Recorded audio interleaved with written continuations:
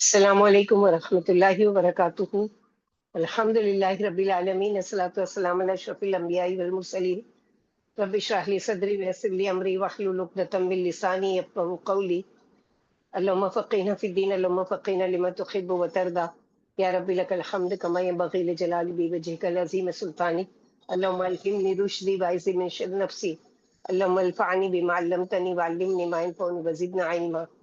جیسا کہ آپ لوگوں کو پتا ہے کہ 3 ہفتے سے ہم لوگ ٹاپک لے رہے ہیں کہ نیکی کے سفیر، جس میں بہت سے لوگوں کی ہم لوگوں نے سبق آموز ایسی کہانیاں اور ایسے قصے جو سچائی پر مبنی ہے، کوئی ایسے نہیں ہے، کیونکہ جن لوگوں نے اس کا ریفرنس دیا ہے وہ واقعی ان لوگوں کو، یعنی وہ کلوز تھے اور ان لوگوں نے اس اسٹوریز کو شیئر کیا ہے۔ تو اللہ سبحانہ و تعالیٰ کا احسان ہے کہ ان سارے قصے اور ان سارے واقعات میں ہمارے لیے عبرتناک سبق یہ ہے کہ برائیوں سے بچنے کا بھی طریقہ بتایا گیا، نیکیوں کو کرنے کے لیے بھی بہت ساری چیزوں میں ابھارا گیا ہے۔ تو آج کی بھی جو ہم واقعہ پڑھنے جا رہے ہیں وہ اسی سے ریلیٹڈ ہے کہ خاص طور پر آج کا جو واقعہ ہم پڑھیں گے ان نوجوانوں کے لیے اپنے گھروں میں جائزہ لیں، اپنے بچوں کے دوستوں میں جائزہ لیں کہ ان کی کیسی کن لوگوں کے ساتھ صحبت ہے، کیسے لوگوں کے ساتھ ان کا بیٹھنا ہے، اور کس طرح کے وہ لوگ دوستیوں یعنی اپنے دوستوں کے ساتھ کیسے ان کی دوستی ہے اور کس طرح سے ان کا ماحول ہے دوستیوں کا، چاہے کہ لڑکی ہو یا لڑکا، کیونکہ آج کل جو میڈیا اور یہ سوشل میڈیا اور یہ ساری چیزیں اتنی زیادہ عام ہو گئی اور اتنی آسان ہو گئی ہے کہ ہر ایک کے لیے ممکن ہے نا کہ گناہ کا کام کرنا اب کچھ مشکل رہا ہی نہیں۔ شیطان نے جیسے وعدہ کیا تھا کہ میں مزین کروں گا، ان کے لیے خوبصورت بنا کر پیش کروں گا، تو واقعی آج کی دنیا یہ جو سوشل میڈیا کو اتنا خوبصورت اس نے بنا دیا ہے کہ کوئی چاہ کر بھی اس سے یعنی پیچھے نہیں رہ پاتا۔ تو خاص طور پر یہ ہم سب سنیں گے اور انشاءاللہ اپنے بچوں کو اور اپنی لڑکیوں کو اور اپنے لڑکوں کو، نوجوانوں کو اس بات کی یعنی اس کی بارے میں بتائیں گے کہ انشاءاللہ باذن اللہ کہ کس قدر یعنی نقصان ہے اگر وہ کوئی غلط صحبت میں بیٹھتے ہیں یا کوئی غلط کام چپکے سے اکیلے میں کر لیتے ہیں، تو اس کا انجام کتنا بھیانک ہے وہ دیکھیں گے۔ تو ایک دوست نے اپنے دوست کی ایک جو واقعہ ہے وہ شیئر کیا ہے اور اسی کی زبانی ہم سنیں گے کہ اس نے خود یہ بیان کیا ہے کہ وہ کہتا ہے کہ اس کے ساتھ میرے بڑے گہرے تعلقات تھے، یعنی میرا دوست تھا، اس کے ساتھ میرے بہت کلوز، بہت زیادہ گہرے تعلقات تھے۔ یہی تعلقات بڑھتے بڑھتے بھائی چارے میں بدل گئے، یعنی اب وہ ایسا ہو گیا جیسے بولتے ہیں نا ولی حمیم، سورہ فصلت میں اللہ تعالیٰ نے فرمایا اتنا گہرا دوست کہ اپنے بھائی سے بھی زیادہ محبت، ہم ایک دوسرے کی جدائی برداشت نہیں کر سکتے تھے۔ اچانک ایک دن اس کے ایکسیڈنٹ کی مجھے خبر ملی، کچھ دیر بعد پتا چلا کہ وہ دم توڑ گیا ہے۔ اللہ اس کی لغزشوں کو معاف فرمائے، مجھے اس کی موت کا بہت صدمہ ہوا، میں بہت پریشان رہنے لگا، اس لیے نہیں کہ وہ فوت ہو گیا ہے بلکہ اس لیے کہ دیر یا سویر موت تو بہرحال ہم سب کو آنی ہے۔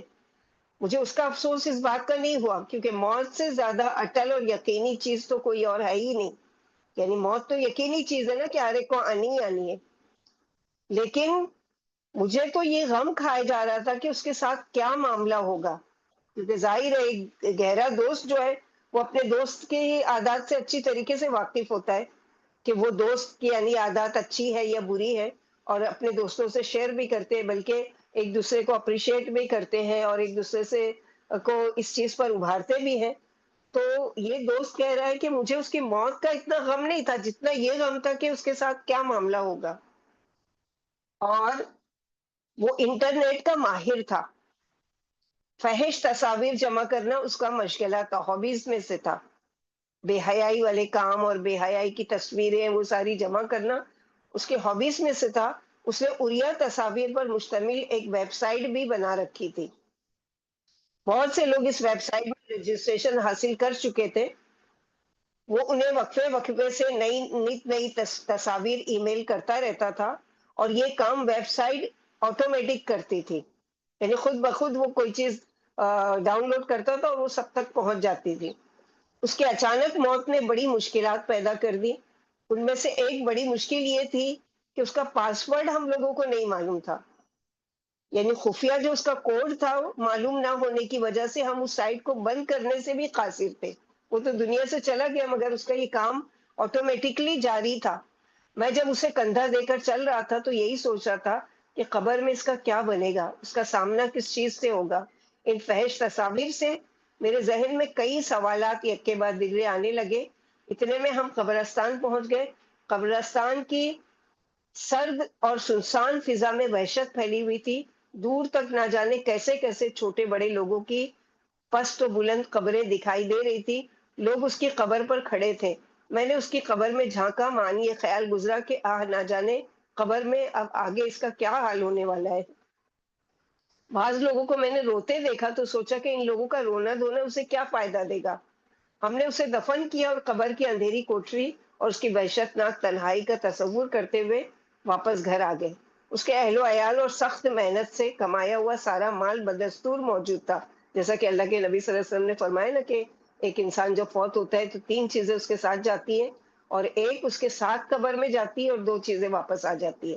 تو جو اہل و عیال تھے وہ بھی واپس آ گئے اور گھر میں آئے تو مال بھی ویسے ہی اس کا جو اس نے بڑی محنت سے کمایا تھا وہ بھی موجود تھا، لیکن وہ نہیں تھا. اور اس کے ساتھ صرف اس کے اعمال ہی گئے تھے. لیکن میں سوچ رہا تھا کہ اس کا عمل تھا ہی کیا. اس کی والدہ نے خواب دیکھا کہ بہت سے بچے اس کی قبر پر پیشاب کر رہے ہیں. وہ اس کی تعبیر پوچھتی پھرتی تھی. بیچاری کو اصل حقیقت کیا معلوم، کیونکہ گھر والوں کو تو پتہ ہی نہیں ہوتا نا کہ بچے اکیلے میں کیا کر رہے ہیں.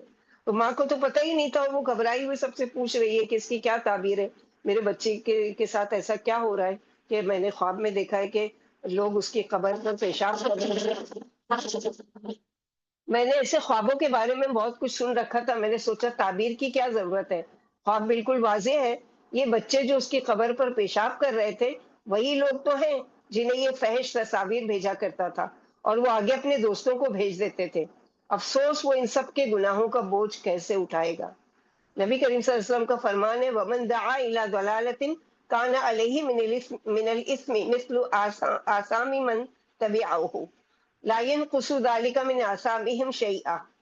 یعنی اس حدیث کا مفہوم کیا ہے کہ معنی ہے اور جو شخص کسی گمراہی کی طرف دعوت دیتا ہے اس پر بھی گناہ کا اتنا ہی بوجھ ہوگا جتنا اس کی بات مان کر گناہ کرنے والے پر ہوگا.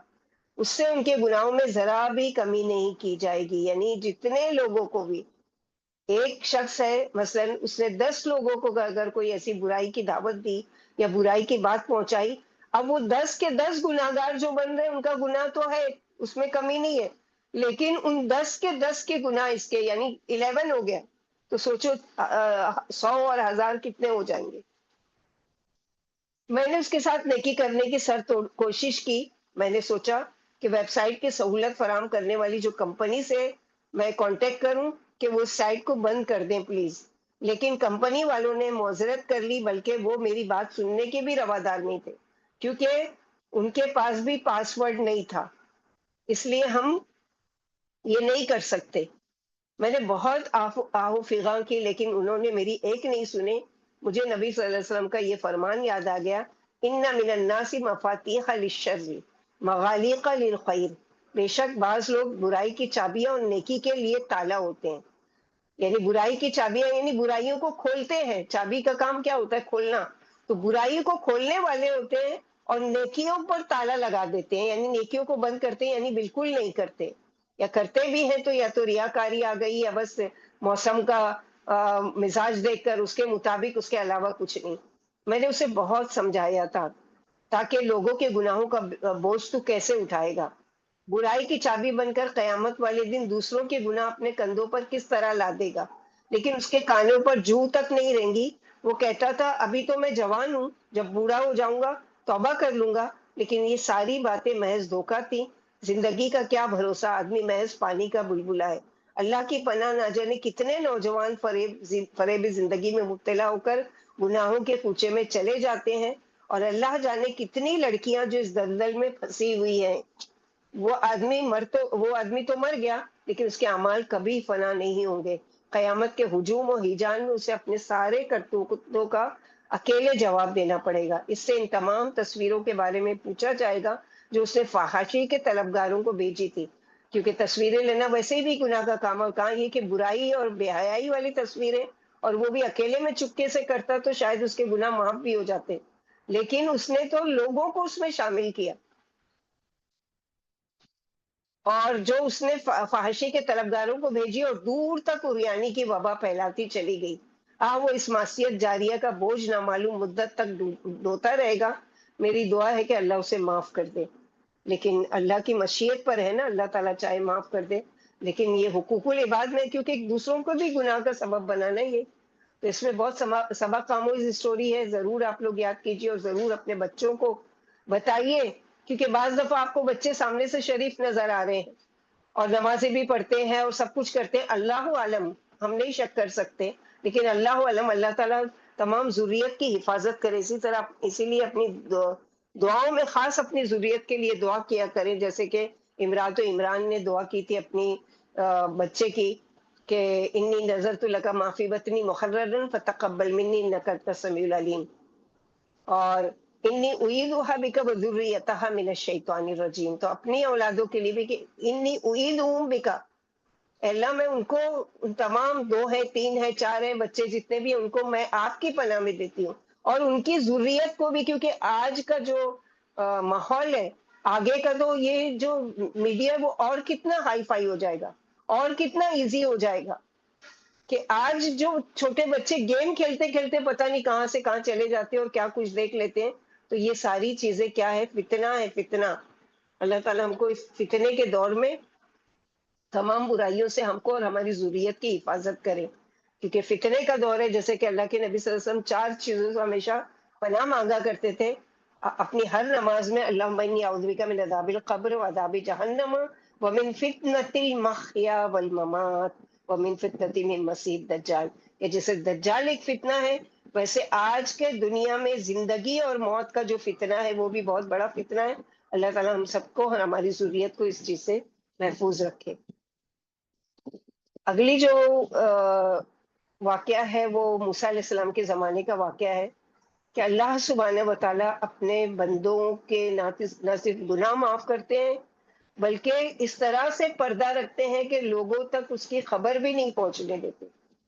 موسیٰ علیہ السلام کے زمانے میں بنی اسرائیل قحط کا شکار ہو گئے، سارے لوگ اکٹھے ہو کر موسیٰ علیہ السلام کے پاس آئے اور کہنے لگے، اے کلیم اللہ، اپنے رب سے دعا کیجئے کہ ہم پر اپنی رحمت کی بارش برسائے۔ موسیٰ علیہ السلام ان کے ساتھ صحرا کی طرف چل دیے۔ بنی اسرائیل کی تعداد 70,000 سے زیادہ تھی۔ ان سب نے اکٹھے ہو کر دست دعا بلند کیا، پراگندہ حالت، بکھرے ہوئے بال، گرد و غبار سے ہٹے ہوئے چہرے، بھوک اور اللہ کے گر گرانے لگے۔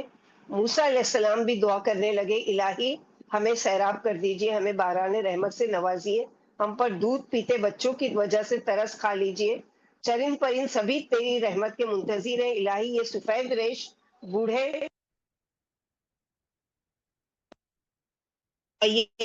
لیکن مرض بڑھتا گیا جو جو دعا کی، وہ جو دعا کرتا ہے، آسمان کی آتش فشانی میں اضافہ ہوتا چلا گیا، یعنی اور زیادہ قید، اور زیادہ سورج کی تپش، اور زیادہ گرمی، دھوپ اپنے جوہر دکھانے لگی، سورج کی حرارت لوگوں کو جلانے لگی۔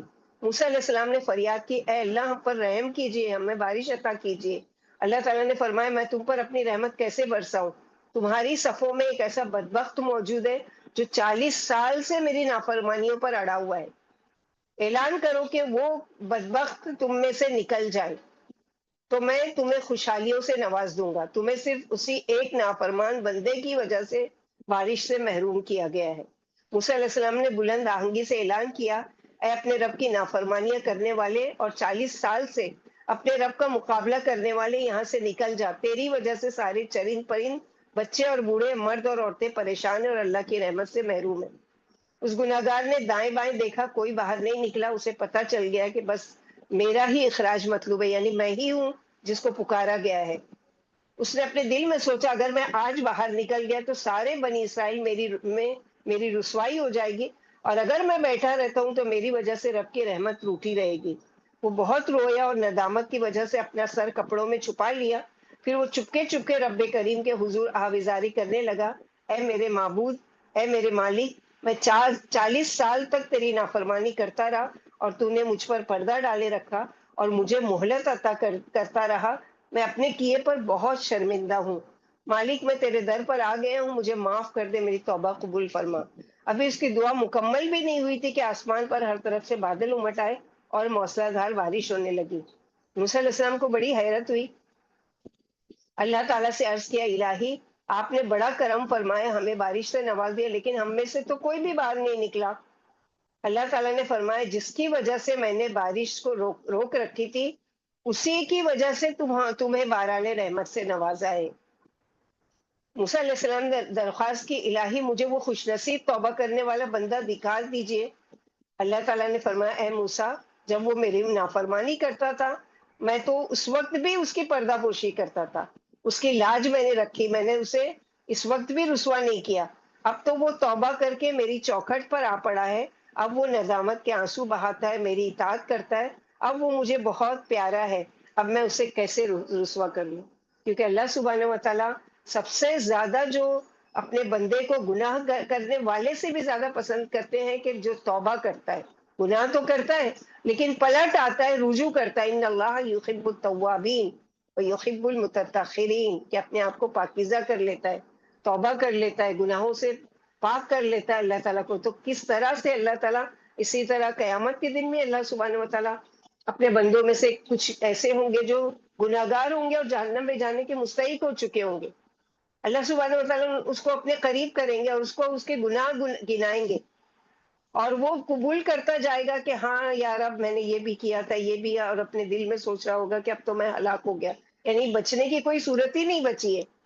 یہاں تک کہ اللہ سبحانہ و تعالیٰ اس سے کہیں گے کہ دنیا میں جس طرح سے میں نے تیرے گناہوں پر پردہ ڈالا تھا، آج بھی تیرے گناہ پر پردہ ڈالتا ہوں اور تجھے جنت میں داخل کرتا ہوں۔ تو یہ اللہ تعالیٰ کی مشیت پر ہے، یغفر لمن یشاء ویعذب من یشاء، یہ اللہ سبحانہ و تعالیٰ کے، ہم اس پر یہ کر کے نہیں کہ اللہ تعالیٰ چونکہ غفور الرحیم ہے اور تمام گناہوں کو معاف کر دیتے ہیں لہٰذا ہم شیر بن کر گناہ کرتے رہیں، کہ اللہ تعالیٰ غفور نہیں ہے۔ اللہ تعالیٰ کی پکڑ بھی، ان بطش ربک لشدید، اللہ کی پکڑ بھی سخت ہے۔ تو دونوں چیزوں کے خوف اور امید کے درمیان ہونا چاہیے، کہ اتنے بھی دلیر نہیں بن جانا چاہیے کہ گناہ پہ گناہ کیے جاؤ، اللہ غفور الرحیم ہے، یا اتنے بھی ڈر کے نہیں بیٹھ جائے خوف کے مارے، کوئی یعنی کوئی بھی خیر کا کام نہیں کر، ہر وقت ڈرے سہمے رہے، یہ کر لیں گے تو یہ ہو جائے گا، وہ کر لیں گے تو وہ ہو جائے گا، نہیں، بلکہ خوف اور امید کے درمیان کے بیچ کی راستہ، کہ انسان ہونے کے ناطے گناہ ہوں گے لیکن فوراً پلٹنا ہے، فوراً رجوع کرنا ہے، فوراً اللہ سبحانہ و تعالیٰ کی طرف پلٹنا ہے اور توبہ کرنا ہے۔ جیسے اللہ سبحانہ و تعالیٰ نے سورہ زمر میں کہ الذین، وہ اللہ تعالیٰ نے وہاں پر تعریف کی ہے کہ کل الذین، کیا ہے وہ آیت، کہ وہ لوگ جو اپنے کل عبادی الذین اسرفوا علی انفسکم، کہہ دیجئے میرے ان بندوں پر جنہوں نے گناہ کر کے اپنی جانوں پر ظلم کیا، تو وہاں پر اللہ تعالیٰ میرے بندوں سے، کل عبادی الذین اسرفوا علی، میرے بندوں سے کتنی خوبصورتی سے پکار رہے ہیں۔ اور ہمارا حال یہ ہے کہ ہم کیا کرتے ہیں کہ کوئی وہ ہے، مثلاً کوئی گناہ گار ہے، وہ ہے تو اس کی اتنی انسلٹ کرتے، اتنا برا سمجھتے، اتنا، اللہ غفور الرحیم ہے، جب اللہ تعالیٰ معاف کرنے والے جی ہیں تو ہم کون ہوتے ہیں؟ اور اسی طرح ہم کو بھی کیا کرنا چاہیے کہ دوسرے کے گناہوں پر پردہ ڈالنا چاہیے، اگر ہم چاہتے ہیں کہ اللہ تعالیٰ ہمارے گناہوں پر پردہ ڈالے۔ من ستر مسلمن سترہ اللہ فی الدنیا والآخرہ، جس نے کسی مسلمان کی پردہ پوشی کی، کوئی عیب دیکھا، چاہیے تھا کہ خاموشی سے اس کی اصلاح کی کوشش کرتا، اور اگر نہیں ہے تو کم از کم اس کے گناہوں پر پردہ ڈالے، دوسروں کے بیچ میں اس کو رسوا نہیں کرے، کہ جس کی وجہ سے کیا ہے کہ اللہ سبحانہ و تعالیٰ قیامت کے دن ہم کو قیامت کی ہولناکی اور رسوائی سے محفوظ رکھے۔ اسی طرح اللہ کے نبی صلی اللہ علیہ وسلم کے صحابی ہیں، ان کا واقعہ ہے کہ یہ اسلام کے بڑے جری جوان تھے، یعنی بہت ہی بہادر اور بہت زیادہ، جن کا نام ہے طفیل بن عمرو، قبیلہ دوس کے یہ سردار تھے۔ ان کی بات ان کے قبیلے کے لوگ غور سے سنتے تھے اور اس پر عمل کرتے تھے۔ وہ اپنے شہر سے بغرض تجارت مکہ مکرمہ تشریف لائے، اشراف قریش ان کے ارد گرد اکٹھے ہو گئے، انہیں یہ خوف دامن گیر تھا کہ کہیں یہ دائرہ اسلام میں داخل ہو کر محمد صلی اللہ علیہ وسلم کے پیروکار میں شامل نہ ہو جائے۔ چنانچہ انہوں نے طفیل بن عمرو کو نبی کریم صلی اللہ علیہ وسلم سے نفرت دلائی اور آپ کی بات سننے یا آپ کی مجلس میں جانے سے منع کر دیا۔ اشراف قریش یعنی قریش کے بڑے بڑے سرداروں نے ان سے کہا کہ اے طفیل، آپ ہمارے شہر میں تشریف لائے ہیں، ہمارے ہاں ایک آدمی ہے، اس نے ہمارے معاملات بگاڑ دیے ہیں، اس نے ہم میں جدائی ڈال دی ہے اور ہمارا شیرازہ منتشر کر دیا ہے۔ اس کی باتوں میں وہ جادو ہے جس کے ذریعے وہ دلوں کی دنیا بدل دیتا ہے۔ وہ لوگوں کے والدین، ان کے بہن بھائیوں اور بیویوں کے مابین جدائی پیدا کر دیتا ہے۔ ہمیں ڈر ہے کہ کہیں وہ ہماری طرح آپ کو اور آپ کی قوم کو کوئی نقصان نہ پہنچائے، لہٰذا آپ خبردار رہیے، اس سے بات بھی مت کیجیے گا، نہ اس کی باتوں پر کان دھریے گا۔ طفیل رضی اللہ تعالیٰ کا بیان ہے، اللہ کی قسم وہ مسلسل میرے کان بھرتے رہے، میں نے عزم کر لیا کہ محمد صلی اللہ علیہ وسلم کی کوئی بات نہیں سنوں گا۔ پھر میں بیت اللہ شریف گیا، رسول اللہ صلی اللہ علیہ وسلم خانہ کعبہ کے پاس نماز پڑھ رہے تھے، میں بھی آپ کے نزدیک کھڑا ہو کر نماز پڑھنے لگا۔ اللہ تعالیٰ نے میرے نہ چاہنے کے باوجود آپ کا کچھ کلام مجھے سنا دیا، مجھے آپ کا کلام بہت اچھا لگا۔ میں نے اپنے دل میں کہا میری ماں مجھے گم کر دے، اللہ کی قسم میں بڑا چالاک اور ہوشیار شاعر ہوں، اچھے برے کلام کی تمیز رکھتا ہوں، میں اس آدمی کا قول کیوں نہ سنوں؟ اگر یہ اچھی بات بتلائے گا تو قبول کر لوں گا، اور اگر کوئی ناگوار بات کہے گا تو چھوڑ دوں گا۔ ابھی میں بیٹھا ہی تھا کہ رسول اللہ صلی اللہ علیہ وسلم اٹھے اور اپنے گھر روانہ ہو گئے۔ میں بھی پیچھے پیچھے ہو لیا اور آپ کی خدمت میں حاضر ہو گیا۔ میں نے عرض کیا، اے محمد صلی اللہ علیہ وسلم، آپ کی قوم نے آپ کے بارے میں مجھ سے یہ اور یہ باتیں کی ہیں۔ اللہ کی قسم ان لوگوں نے آپ کے خلاف میرے کان اس قدر بھر دیے کہ میں نے آپ کی بات سننے سے محفوظ رہنے کے لیے اپنے کانوں میں روئی ٹوس لی، مگر اللہ تعالیٰ نے میرا نہ چاہنے کے باوجود مجھے آپ کے کلام کا کچھ حصہ سنا دیا۔ سچی بات یہ ہے کہ میں نے آپ کا کلام بہت ہی اچھا پایا، اس لیے درخواست ہے کہ اب آپ مجھے اپنی بات سنائیے۔ طفیل بن عمر کہتے ہیں کہ رسول اکرم صلی اللہ علیہ وسلم نے میرے سامنے اسلام کی دعوت پیش کی اور قرآن کریم کی تلاوت فرمائی۔ اللہ کی قسم میں نے اس سے پوچھا اور اس سے اچھا اور دلربا کلام کبھی نہیں سنا تھا، اور نہ اس سے بہتر تعلیم کسی نے دی تھی۔ میں فوراً کلمہ شہادت پڑھ کر دائرۂ اسلام میں داخل ہو گیا اور عرض کیا، اے اللہ کے نبی صلی اللہ علیہ وسلم، میں ایک ایسا آدمی ہوں کہ میری قوم کے لوگ میری بات مانتے ہیں، اب میں ان کے پاس جاؤں گا اور انہیں اسلام کی دعوت دوں گا۔ آپ میرے لیے اللہ تعالیٰ سے کسی نشانی کی دعا فرما دیں جو میری قوم کے دائرۂ اسلام میں داخل ہونے اور میری دعوت قبول کرنے میں مدد دے۔ رسول اکرم صلی اللہ علیہ وسلم نے میری درخواست سن کر یہ دعا فرمائی، اللہم اجعل لہ آیہ، اے اللہ اس کے لیے کوئی نشانی عطا کر دیجیے۔ دیکھیے کہ اللہ تعالیٰ نے ان کو کیا نشانی دی۔ پھر میں اپنی قوم کی طرف روانہ ہو گیا۔ جب میری قوم کے لوگ مجھے نظر آنے لگے تو یکایک میری آنکھوں میں چراغ کی طرح ایک روشنی پیدا ہو گئی۔ میں نے کہا، اے اللہ یہ روشنی میری آنکھ سے ہٹا کر کسی اور جگہ منتقل فرما دیجیے، کیونکہ مجھے خدشہ ہے کہ اسے دیکھ کر میری قوم کے لوگ یہ نہ کہنے لگے کہ تو نے اپنا دین ترک کر دیا ہے۔ اس لیے اللہ تعالیٰ نے بطور سزا تیری آنکھ میں یہ عیب لگا دیا ہے کہ تیری آنکھیں روشن ہو گئی ہیں۔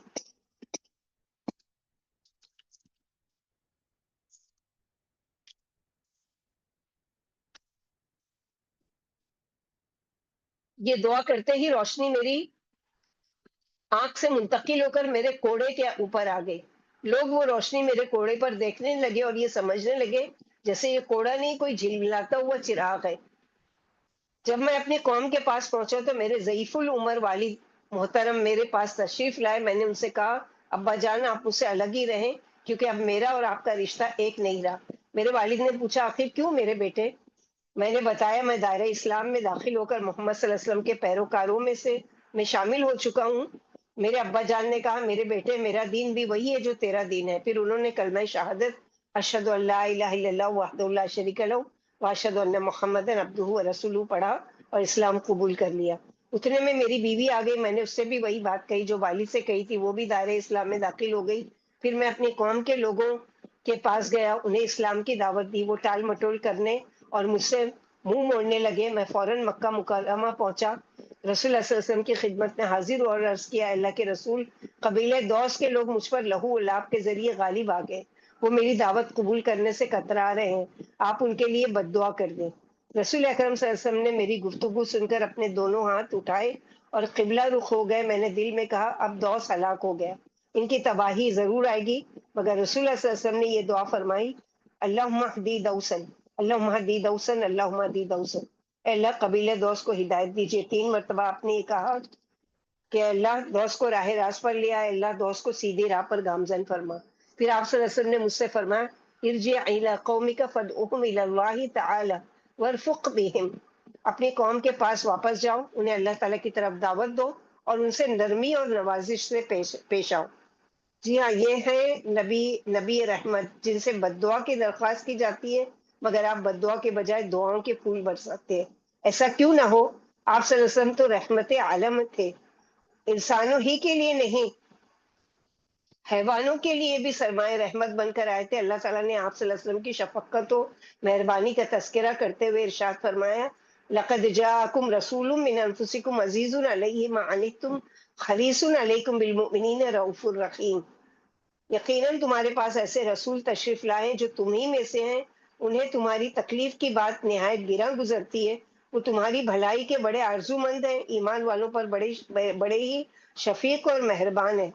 طفیل الدوسی آگے بیان کرتے ہیں پھر میں سرزمین دوس میں مسلسل دعوت و تبلیغ کی خدمت انجام دیتا رہا، وہ سب کے سب اسلام لے آئے اور کلمہ حق کی شہادت دینے لگے۔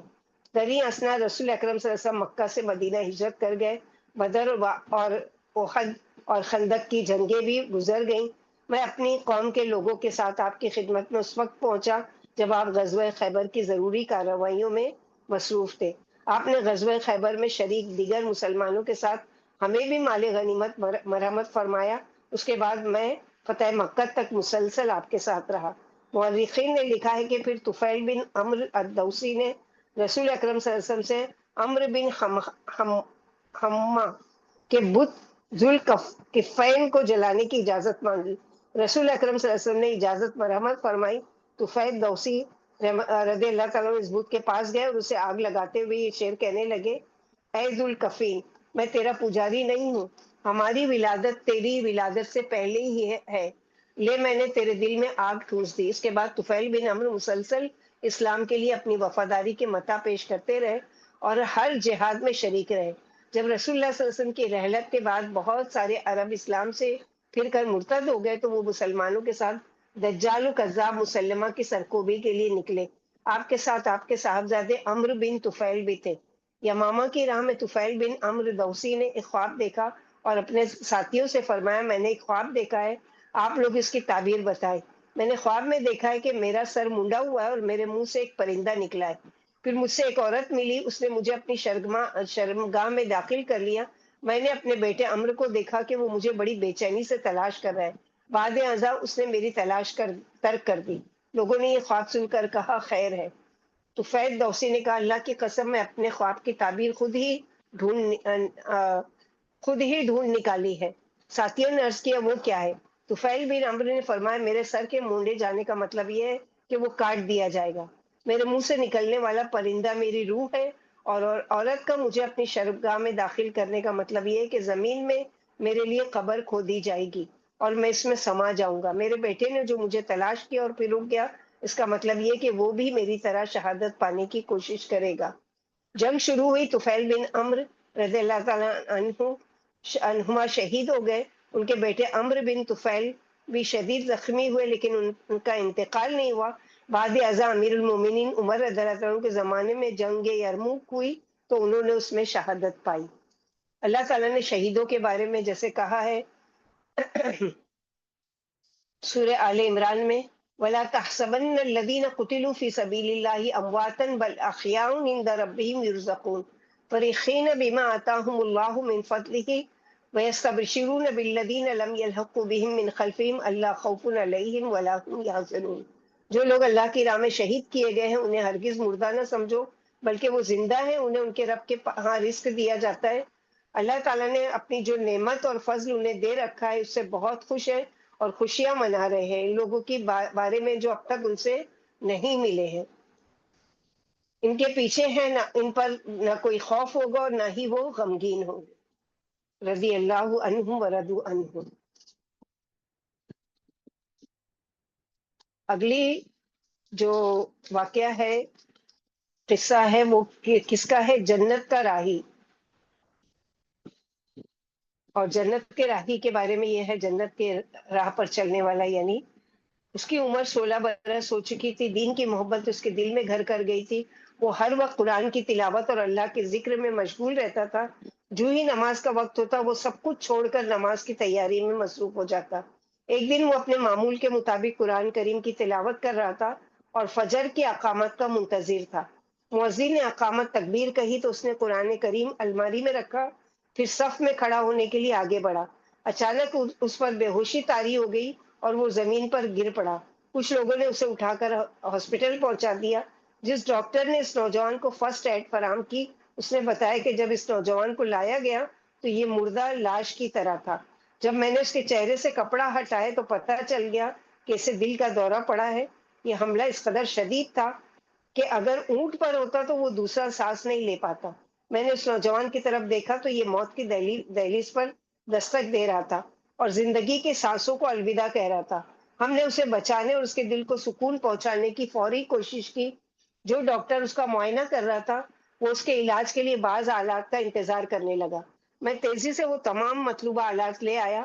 جب میں واپس آیا تو اس نوجوان نے ڈاکٹر کا ہاتھ تھام رکھا تھا اور ڈاکٹر نے اپنا کان نوجوان کے منہ سے لگایا ہوا تھا۔ نوجوان آہستہ آہستہ کچھ کہہ رہا تھا۔ میں یہ منظر دیکھتا رہا۔ اچانک نوجوان نے ڈاکٹر کا ہاتھ چھوڑ دیا، دائیں جانب پہلو بدلنے کی کوشش کی اور بھرائی ہوئی آواز میں کہا، اشہد ان لا الہ الا اللہ واشہد ان محمد عبدہ ورسولہ۔ وہ بار بار یہی کلمات دہرانے لگا۔ اس کی نبض ڈوبنے لگی اور دل کی دھڑکن تھمنے لگی۔ ہم اسے بچانے کی پوری کوشش کر رہے تھے، لیکن تقدیر کے آگے تدبیر کا بس نہیں چل سکتا۔ نوجوان نے زندگی کو الوداع کہا اور اس کی روح قفس عنصری سے پرواز کر گئی۔ ڈاکٹر رونے لگا، اس قدر رویا کہ کھڑا ہونے کے قابل بھی نہیں رہا۔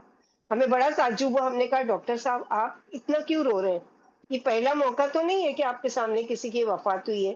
لیکن ڈاکٹر مسلسل روئے جا رہا تھا۔ جب اس کے آنسو تھمے تو ہم نے پوچھا، یہ نوجوان آپ سے کیا کہہ رہا تھا؟ ڈاکٹر بولا، اس نوجوان کو تھوڑی دیر کے لیے ہوش آیا، اس نے آنکھیں کھول کر دائیں بائیں دیکھا، پھر سمجھ گیا کہ وہ کہاں پہنچا دیا گیا ہے۔ اس نے مجھے اور ہمارے ہارٹ اسپیشلسٹ کو دیکھا تو مجھ سے کہا، ڈاکٹر صاحب اپنے ساتھی ہارٹ اسپیشلسٹ سے کہہ دیجئے کہ خواہ مخواہ جان نہ کھپائے، میں بچنے والا نہیں ہوں، میری موت کا وقت آ چکا ہے۔ اللہ کی قسم میں اس وقت جنت میں اپنی جگہ دیکھ رہا ہوں۔ اور اس طرح اللہ سبحانہ وتعالیٰ نے واقعی اس کو جنت کی راہ پر لگا دیا۔ تو ایک نوجوان کا جو ہم نے پہلے واقعہ پڑھا کہ دنیا میں گناہ کے راستے پر چل کر اللہ علم اس کا کیا انجام، اور ایک ہے کہ جو نوجوانی میں، کیونکہ اللہ تعالیٰ اپنے عرش عظیم کے سائے میں جو 7 لوگوں کو جگہ دیں گے اس میں سے ایک کون ہوگا خوش قسمت، جو نوجوانی میں اللہ تعالیٰ کی عبادت کرتا تھا اور اللہ سے ڈر کر اس نے زندگی گزاری تھی اللہ سبحانہ وتعالیٰ۔ تو یہ میں 16 سال کا لڑکا، لیکن اس کا جو شوق اور اس کے جو اول وقت میں فجر کے لیے نماز کے لیے جانا اور اس کا جو اللہ تعالیٰ کے قرآن سے محبت، یہ ساری چیزیں، تو موت تو کبھی بھی کسی بھی عمر میں آ سکتی ہے۔ آج کے نوجوان ہمارے یہی سمجھتے ہیں نا کہ ابھی نوجوانی ہے، ابھی تو ہم بہت عمر پڑی ہے، ابھی جو چاہیں وہ کر لیں، آگے جب ہوگا دیکھا جائے گا، تو دیکھا جائے گا کہ ٹائم نہیں مل سکتا، ہو سکتا ہے کہ مہلت ہی نہ ملے۔ کتنے ایسے ہیں جو چلے گئے ہماری آنکھوں کے سامنے کہ ان کے ماں باپ کے دادا دادی بھی موجود ہے اور وہ جا چکے۔ تو یہ کوئی بھی نہیں کہہ سکتا کہ نہیں وہ فلاں کو موت آئے گی اور میں تو ابھی نوجوان ہوں، ابھی میرے لیے عمر کا بہت حصہ پڑا ہوا ہے، میرے پاس ابھی 40 سال اور باقی ہے یا 60 سال، کسی اگلی جو واقعہ ہے وہ کیا ہے کہ اس کا ٹائٹل ہے سب کچھ لٹا کے ہوش میں آئے تو کیا ملا۔ اپنی کہانی اپنی ہی زبانی بیان کرتے ہوئے اس نے بتایا کہ میرا کوئی دن رونے سے خالی نہیں جاتا، نہ جانے میں روزانہ کتنی مرتبہ خودکشی کا پروگرام بناتی ہوں۔ یعنی ایک لڑکی کی کہانی ہے کہ وہ بتاتی ہے کہ میں ہر روز، یعنی میرا کوئی ایک دن بھی ایسا نہیں کہ جو روئے بغیر نہیں گزرتا، اور میں ہر روز خودکشی کا پروگرام بناتی ہوں۔ زندگی میرا ساتھ دینے سے انکاری ہے، مجھے ہر گھڑی موت کی طلبگاری، کاش میں پیدا ہی نہ ہوتی اور نہ اس دنیا سے آشنا ہوتی۔ میری کہانی کا آغاز ایک ایسی سہیلی سے ہوا۔ اس نے ایک دن مجھے اپنے گھر بلایا۔ وہ انٹرنیٹ کی سودائی تھی، یعنی بہت زیادہ انٹرنیٹ یوز کیا کرتی تھی۔ اس نے مجھے بھی انٹرنیٹ سے آشنائی کی رغبت دلائی، یعنی مجھے سکھایا اور اس کے استعمال کا طریقہ سکھانا شروع کر دیا۔ اب اس سے بہت زیادہ ملنے کا موقع میسر آ گیا۔ تقریباً 2 مہینے گزرے تھے کہ میں انٹرنیٹ پر خوش کلامی کی ماہر ہو گئی۔ میں نے ای میل بھیجنا اور شائستہ اور غیر شائستہ ہر طرح کی ویب سائٹ تلاش کرنا بھی سیکھ لی۔ ان 2 مہینوں میری اپنے خاوند سے اس بات پر لڑائی رہی کہ وہ گھر میں انٹرنیٹ لگوائے۔ یعنی اب مجھے جب اس کا شوق پیدا ہو گیا تو اب میں کیا ہے کہ کنیکشن لگاؤ تاکہ میں اس کا زیادہ سے زیادہ استعمال کروں، لیکن میرا شوہر اس کے خلاف تھے۔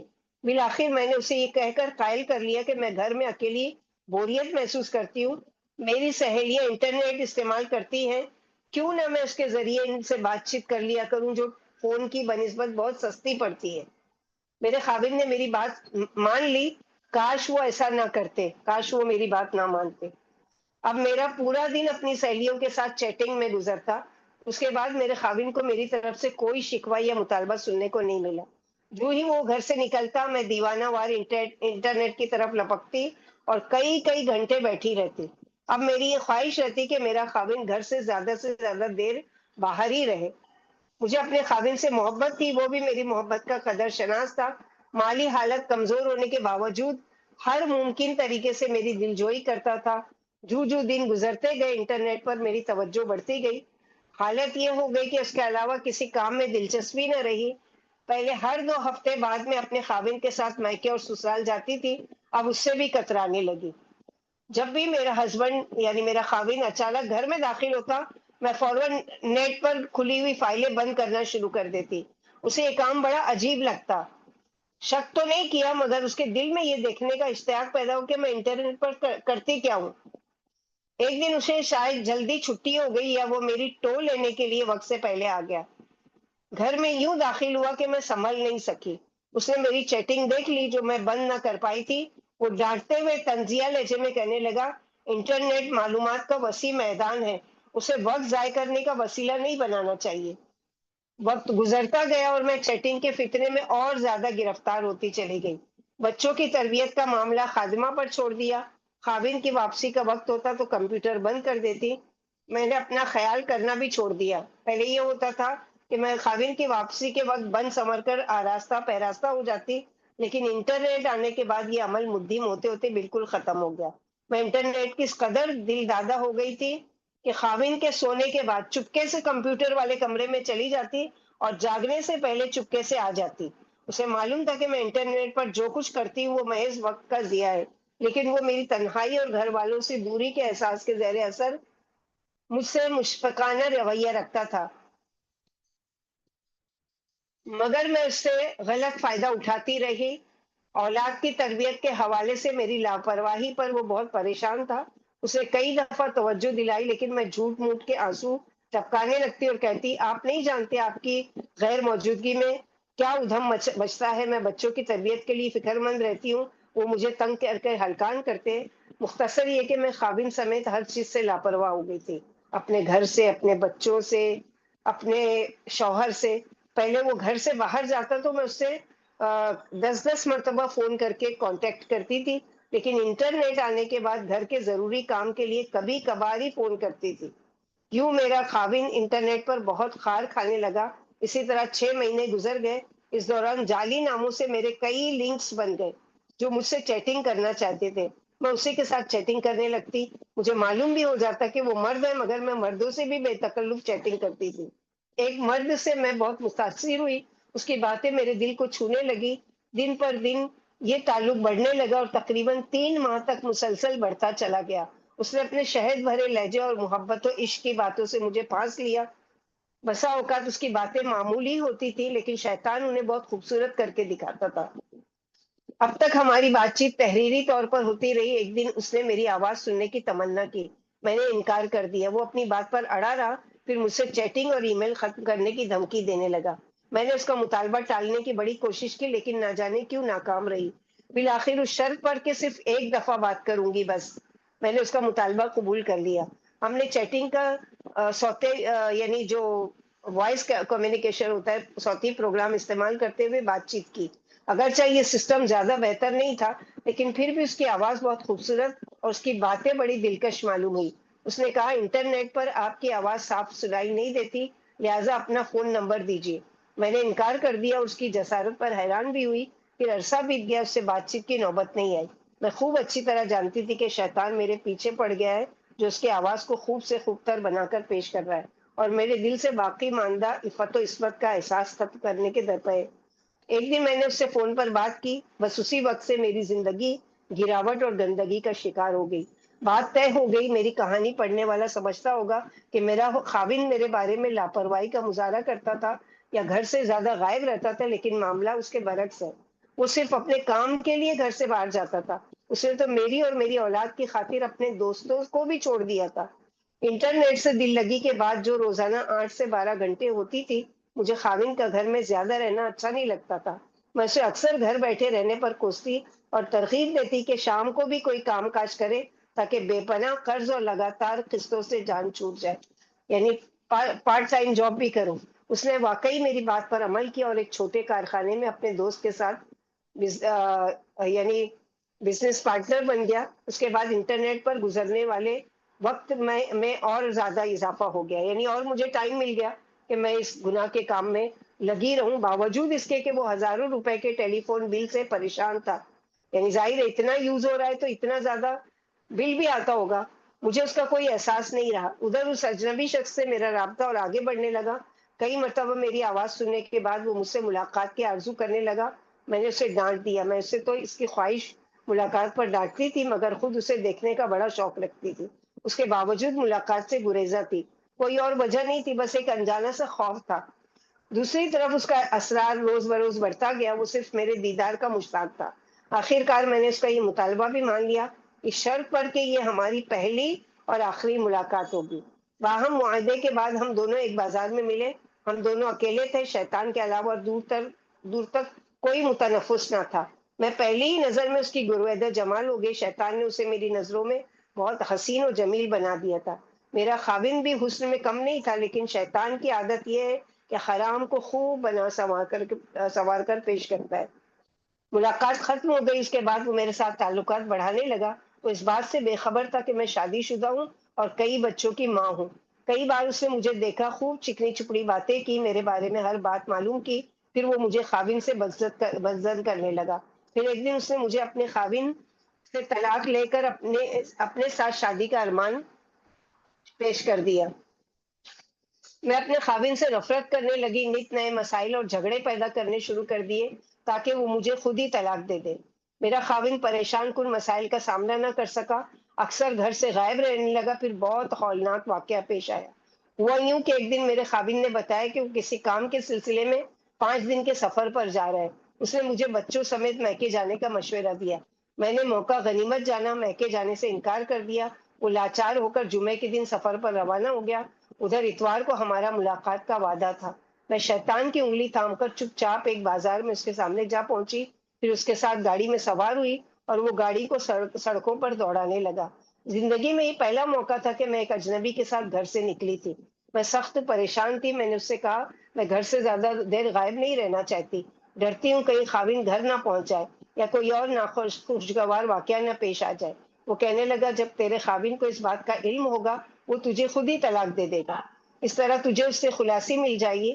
اب مجھے اس کی باتیں اور لہجہ اچھا نہیں لگ رہا تھا۔ میری گھبراہٹ بڑھنے لگی۔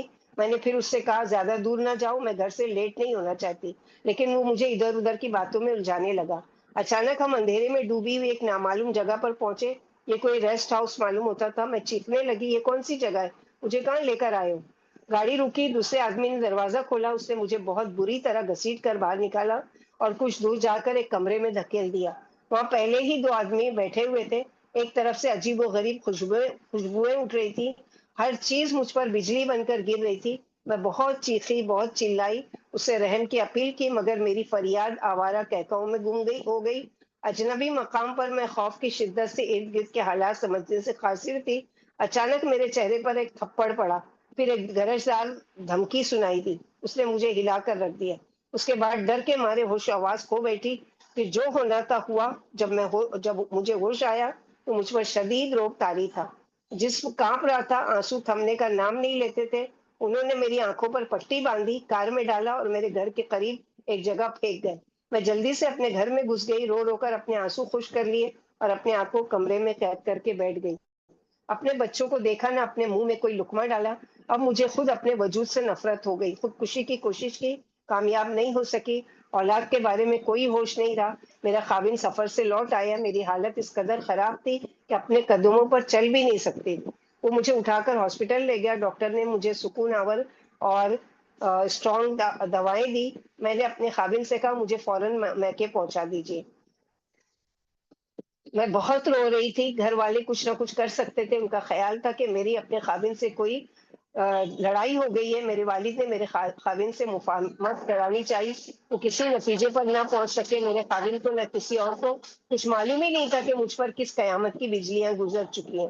میرے گھر والے مجھے کئی عاملوں کے پاس بھی لے گئے، میں چپ تھی، کیسے بتاتی اور کیا بتاتی کہ مجھ پر کیا بیت گئی ہے۔ قصہ مختصر، میں اپنے خاوند کے قابل نہ رہی، اس سے طلاق مانگ لی کیونکہ میں شریف لوگوں کے ساتھ رہنے کا جواز کھو بیٹھی تھی۔ میں نے اپنے پاؤں پر خود ہی کلاڑی مار لی تھی۔ چیٹنگ کے ذریعے بننے والے دوست چیٹنگ کرنے والی لڑکیوں کے شکاری ہوتے ہیں۔ یہ سفاک لوگ لڑکیوں کو اندھیری کوٹریوں میں گھسیٹتے ہیں، ایک رات کی ملکہ بناتے ہیں اور پھر انہیں زندہ درگور ہونے کے لیے ویرانے میں پھینک جاتے ہیں۔ میری حالت دیکھ کر میرا شوہر بہت دکھی ہوا، وہ میرے پاس ہی بیٹھا رہا، کئی روز کام پر نہیں گیا، اسے طلاق دینے سے صاف انکار کر دیا۔ بیچارہ مجھ سے بہت محبت رکھتا تھا، اپنا آشیانہ بنانے کے لیے محنت کرتے کرتے تھک گیا تھا، وہ طلاق دے کر گھر اجاڑنا نہیں چاہتا تھا۔ میں نے اپنا راز اپنے سینے میں چھپا لیا، آئے دن میرا غم و غصہ بڑھتا گیا، میری روح لہو لہان ہو گئی۔ یہ سوچ سوچ کر میری سانسوں میں گرہ پڑ گئی کہ میں کن بدماشوں کے نغے میں پھنس گئی تھی، مجھے کتنی ذلت کا سامنا کرنا پڑا، میں کیسے کیسے شرابیوں اور زانیوں کی ہوس کا کھلونا بنی رہی، میں کتنی پاگل تھی، اف میں نے کتنا قیمتی وقت ان بدقماشوں اور لفنگوں سے چیٹنگ میں برباد کیا، جنہیں کوئی شریف آدمی دیکھنا بھی گوارا نہیں کرتا۔ بالکل سچ ہے، بری باتوں کا انجام ہمیشہ برا ہی ہوتا ہے اور خون کے آنسو رلاتا ہے۔ اب میں اپنی کہانی اس حالت زار میں لکھ رہی ہوں کہ بستر مرض پر پڑی سسک رہی ہوں۔ نفس اور شیطان کے شکنجے میں آنے والی ایک حقیر اور بے مایا ہستی اب موت کے قدموں کی آہٹ سن رہی ہے۔ شاید یہ بستر مرگ ثابت ہو، یعنی یہ میری موت کا یعنی وجہ ثابت ہو کہ اللہ تعالیٰ مجھے، یعنی میں نے خودکشی کرنے کی تو کوشش کی لیکن مجھے موت نہیں آئی، لیکن اللہ سبحانہ و تعالیٰ مجھے ایسے ہی موت دے۔ اللہ تعالیٰ ایسے فتنوں سے ہم کو اور ہماری ذریت کی حفاظت کرے۔ بہت زیادہ واقعی میں یہ تو یعنی ایک عورت نے اپنا قصہ بیان کیا، لیکن آج کئی جگہ ایسے واقعات ریئل میں ہو رہے ہیں، ایسا ہو رہا ہے اور اس کے باوجود بھی لوگ اپنی آنکھیں نہیں کھولتے اور اس چیز سے باز نہیں آتے۔ اللہ تعالیٰ، اسی لیے ماؤں کی ذمہ داری ہے، ہم سب مائیں ہیں نا اپنے بچوں کے، ہماری ذمہ داری اپنے بچوں پر کڑی نظر رکھے، ان کو فتنوں سے محفوظ رہنے کے ایسے ایسے چیزیں بتائیں، سنائیں ان کو، یہ اسٹوریز کے دیکھو کیا انجام ہوتا ہے۔ تھوڑی دیر کی جو لذت ہے وہ تو ملتی ہی ہے، لیکن اس کا انجام کتنا بھیانک ہوتا ہے۔ اور ایک واقعہ ہے، ایک ایسی لیڈی کا جو قرآن کی محبت جس کے دل میں تھی، اور قرآن کی محبت میں اس کو کیا ملا۔ یہ واقعہ بیان کرنے والی امت اللہ ہے، یعنی اپنا نام اس نے کیا بتایا، امت اللہ۔ وہ کہتی ہے کہ میں حرم مکی میں تھی اور مجھے عورتوں کو حج کی تعلیم و تربیت دینے کی ذمہ داری سونپی گئی تھی۔ میں عورتوں کے خیمے میں تھی، اچانک ایک عورت نے میرے کندھے پر تھپکی دی، وہ اجمی عورت تھی، یعنی عربی نہیں تھی، اٹک اٹک کر گفتگو کر رہی تھی، وہ کہہ رہی تھی اے حاجیہ، اے حاجیہ۔ میں نے مڑ کر اس کی طرف دیکھا، وہ اوسط عمر کی خاتون تھی اور میرے غالب گمان کے مطابق اس کا تعلق ترکی سے تھا۔ اس نے مجھے سلام کہا، وہ کچھ کہنا چاہتی تھی لیکن اس کی زبان اس کا ساتھ نہیں دے رہی تھی۔ اس نے میرے ہاتھ میں پکڑے ہوئے مصحف کی طرف اشارہ کیا، پھر ٹوٹی پھوٹی عربی میں پوچھا کیا تم قرآن پڑھی ہوئی ہو؟ میں نے جواب دیا جی ہاں، میں قرآن پڑھی ہوئی ہوں۔ اس کا چہرہ سرخ ہو گیا اور آنکھوں سے آنسو بہنے لگے۔ اس کی یہ حالت دیکھ کر مجھ سے رہا نہیں گیا، میں بھی رونے لگی اور اس سے پوچھا تم رو کیوں رہی ہو؟ اس نے بیٹھی ہوئی آواز سے کہا کہ میں قرآن نہیں پڑھ سکتی۔ میں نے پوچھا وہ کیوں؟ اس نے جواب دیا کہ میں یہ مقدس کتاب پڑھنا نہیں جانتی۔ ابھی اس کی بات مکمل بھی نہیں ہوئی تھی کہ وہ پھوٹ پھوٹ کر پھر سے رونے لگی۔ میں نے اسے دلاسا دیا، اس کی امید بڑھائی۔ میں نے کہا تم ابھی اللہ کے گھر میں ہو، اس کے سامنے گڑ گڑا کر دعا کرو کہ تمہیں قرآن سکھا دے اور قرآن پڑھنے میں تمہاری مدد فرما دے۔ میری یہ بات سن کر اس کے آنسو تھم گئے. میں یہ واقعہ ساری زندگی نہیں بھول سکتی. اس عورت نے دست دعا بلند کیا اور کہنے لگی، اے میرے اللہ، میرا سینہ کھول دیجئے. اے اللہ میرا حافظہ تیز کر دیجئے تاکہ میں قرآن پڑھ سکوں. اے اللہ میرا سینہ فراخ کر دیجئے تاکہ میں قرآن پڑھ سکوں. پھر اس نے میری طرف دیکھا اور بڑی پریشانی کے عالم میں بولی، کیا میں قرآن پڑھے بغیر فوت ہو جاؤں گی؟ میں نے اسے تسلی دی، نہیں انشاءاللہ ایسا نہیں ہوگا. تم عنقریب قرآن پڑھنے لگو گی اور کئی مرتبہ اسے مکمل بھی کرو گی. میں نے اس سے پوچھا، کیا تم سورہ فاتحہ پڑھ سکتی ہو؟ اس کا چہرہ خوشی سے کھل اٹھا. اس نے کہا، جی ہاں. پھر وہ ٹھہر ٹھہر کر پڑھنے لگی، الحمد للہ رب العالمین الرحمن الرحیم. تمام تعریفیں اللہ ہی کے لیے جو جہانوں کا پروردگار ہے، نہایت مہربان، بے حد رحم کرنے والا ہے. اس نے سورہ فاتحہ مکمل پڑھ لی، پھر بیٹھ گئی اور چھوٹی چھوٹی کئی صورتیں پڑھی. پھر اور وہ اسے زبانی یاد تھی. میں اس کا عمدہ عربی لہجہ سن کر بڑی حیران ہوئی. وہ یکایک نہایت عمدہ عربی زبان میں گفتگو کر رہی تھی، لیکن افسوس کہ اس نے اس پیاری زبان کو قرآن سیکھنے کے لیے استعمال نہیں کیا تھا. اچانک اس کے چہرے کا رنگ متغیر ہو گیا. وہ کہنے لگی، اگر میں بغیر قرآن پڑھے مر گئی تو میں جہنم میں چلی جاؤں گی. اللہ کی قسم، میں قرآن کریم کا کیسٹ خرید لوں گی. یہ اللہ کا کلام ہے، اللہ کا کلام سب سے عظیم ہے. وہ اللہ کی عزت و عظمت اور اس کی بڑائی بیان کرنے لگی اور اللہ کی کتاب کا ہم پر حق جتلانے لگی. میں اس کی باتیں سن کر اپنے آپ پر قابو نہیں رکھ سکی. بہت روئی کہ ایک اجمی عورت اللہ اور اس کے عذاب سے اس قدر ڈر رہی ہے، حالانکہ اس نے ابھی قرآن پڑھا بھی نہیں ہے. اس کی زندگی کی آخری خواہش یہی تھی کہ وہ قرآن پڑھ سکے. وہ رو رہی تھی، وہ رو رہی تھی اور بڑی افسردہ تھی. اسے سانس لینا دوبر ہو رہا تھا، اس لیے کہ وہ اللہ کی کتاب نہیں پڑھ سکی تھی. کیا ہم نے بھی کبھی اس کی پرواہ کی ہے؟ ہم نے تو اسے پسے پوچھ ڈال دیا ہے. ہمیں اللہ نے اس لازوال معجزے سے نوازا ہے، لیکن ہم اسے بھول چکے ہیں. ہم نے کبھی سوچا ہی نہیں ہے، حالانکہ اللہ نے ہمارے لیے قرآن کریم حفظ کرنے اور اس کی تلاوت کرنے اور اسے سمجھنے کے تمام مواقع فراہم کر دیے ہیں. اس کے باوجود ہم اس سے روگردانی کیے ہوئے ہیں. آخر ہمارے دلوں کو کس چیز سے جلا ملے گی؟ آنکھیں نم ہی نہیں ہوتی، بھلا قرآن کریم کے بعد کون سی چیز ہے جو انہیں نمناک کرے گی؟ آخر ہمارے تفکرات میں کون انقلاب برپا کرے گا؟ تو یہ تھی چند وہ قصے اور واقعات جو سبق آموز تھے، جس کے ذریعے سے ہم لوگوں نے اس سے سبق حاصل کیا. ایک ایک اس میں اللہ سبحانہ و تعالیٰ کی طرف سے بہت ساری ایسی چیزیں ہیں کہ جو ہمارے لیے عبرت کا باعث ہے. اللہ سبحانہ و تعالیٰ سے دعا ہے کہ اللہ تعالیٰ ہم لوگوں کو اس سے بھرپور فائدہ اٹھانے کی توفیق عطا فرمائے، اور اللہ سبحانہ و تعالیٰ اس کے ایک ایک لفظ پر ہم کو عمل کی توفیق عطا فرمائے. آمین یا ارحم الراحمین. الحمد للہ الذی بنعمتہ تتم الصالحات. اور اس کے علاوہ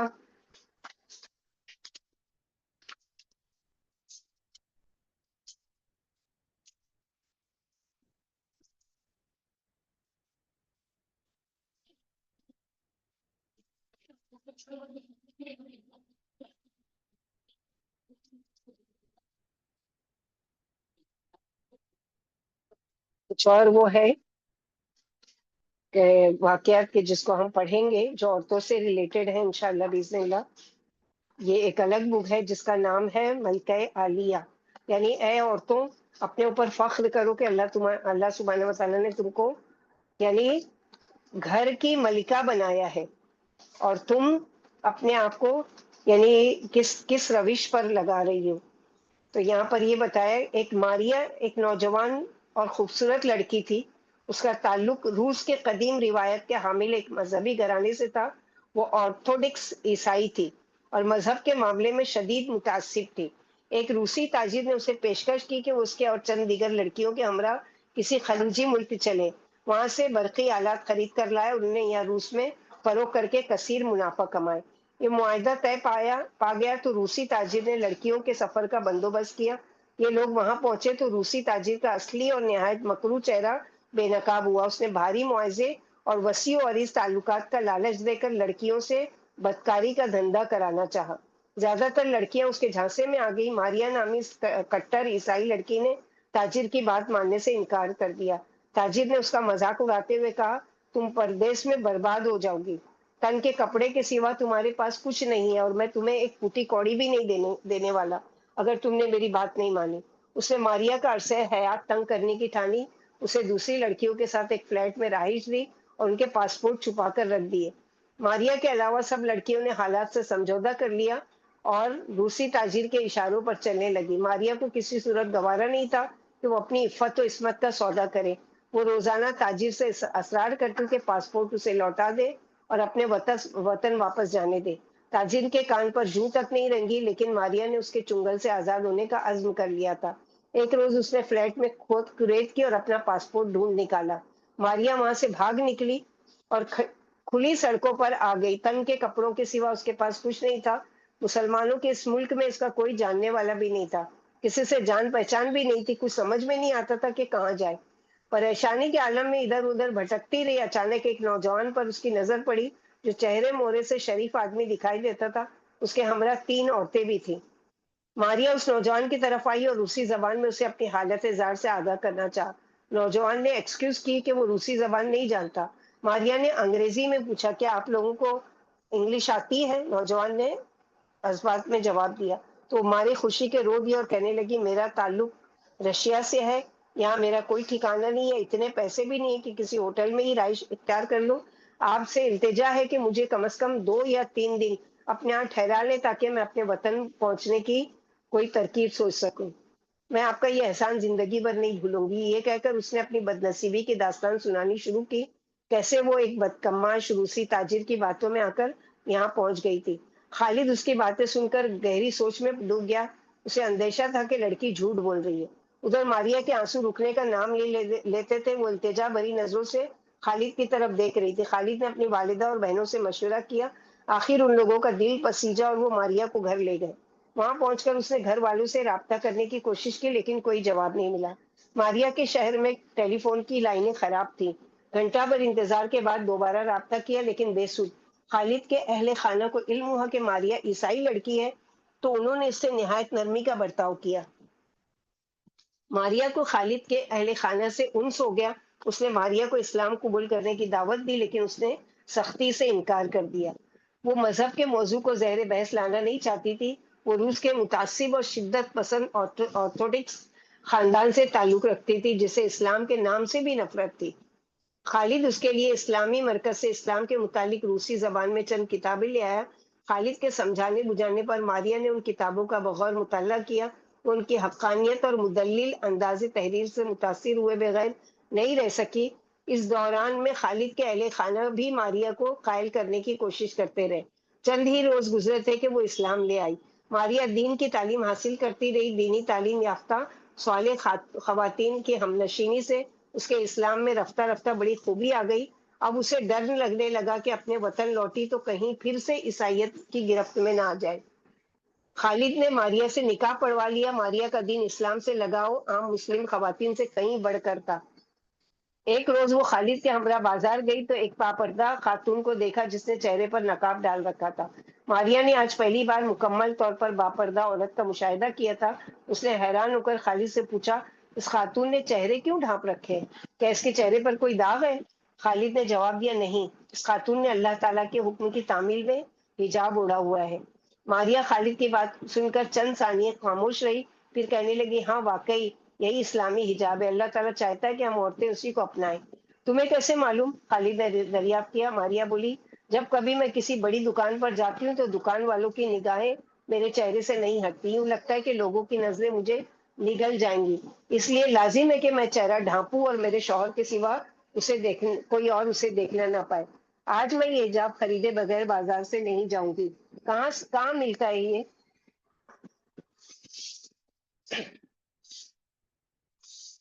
تم امی اور آپا کی طرف یہی حجاب پہنے رکھو۔ خالد نے ماریا کی بات کو نظر انداز کرتے ہوئے کہا، نہیں، میں وہی حجاب اوڑھوں گی جو اللہ کو پسند ہے۔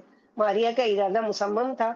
دن پر دن گزرتے گئے، ماریا کے ایمان و یقین میں اضافہ ہوتا رہا۔ خالد کے اہل خانہ ماریا سے بے حد پیار کرنے لگے۔ خود خالد بھی اس پر جان چھڑکتا تھا۔ ماریا کے پاسپورٹ کی میعاد ختم ہونے کو تھی۔ اس کی تجدید یعنی رینویشن کرانی ضروری تھی۔ مشکل یہ تھی کہ اس کا جو تجدید اسی شہر ہو سکتی تھی جس سے ماریا کا تعلق تھا۔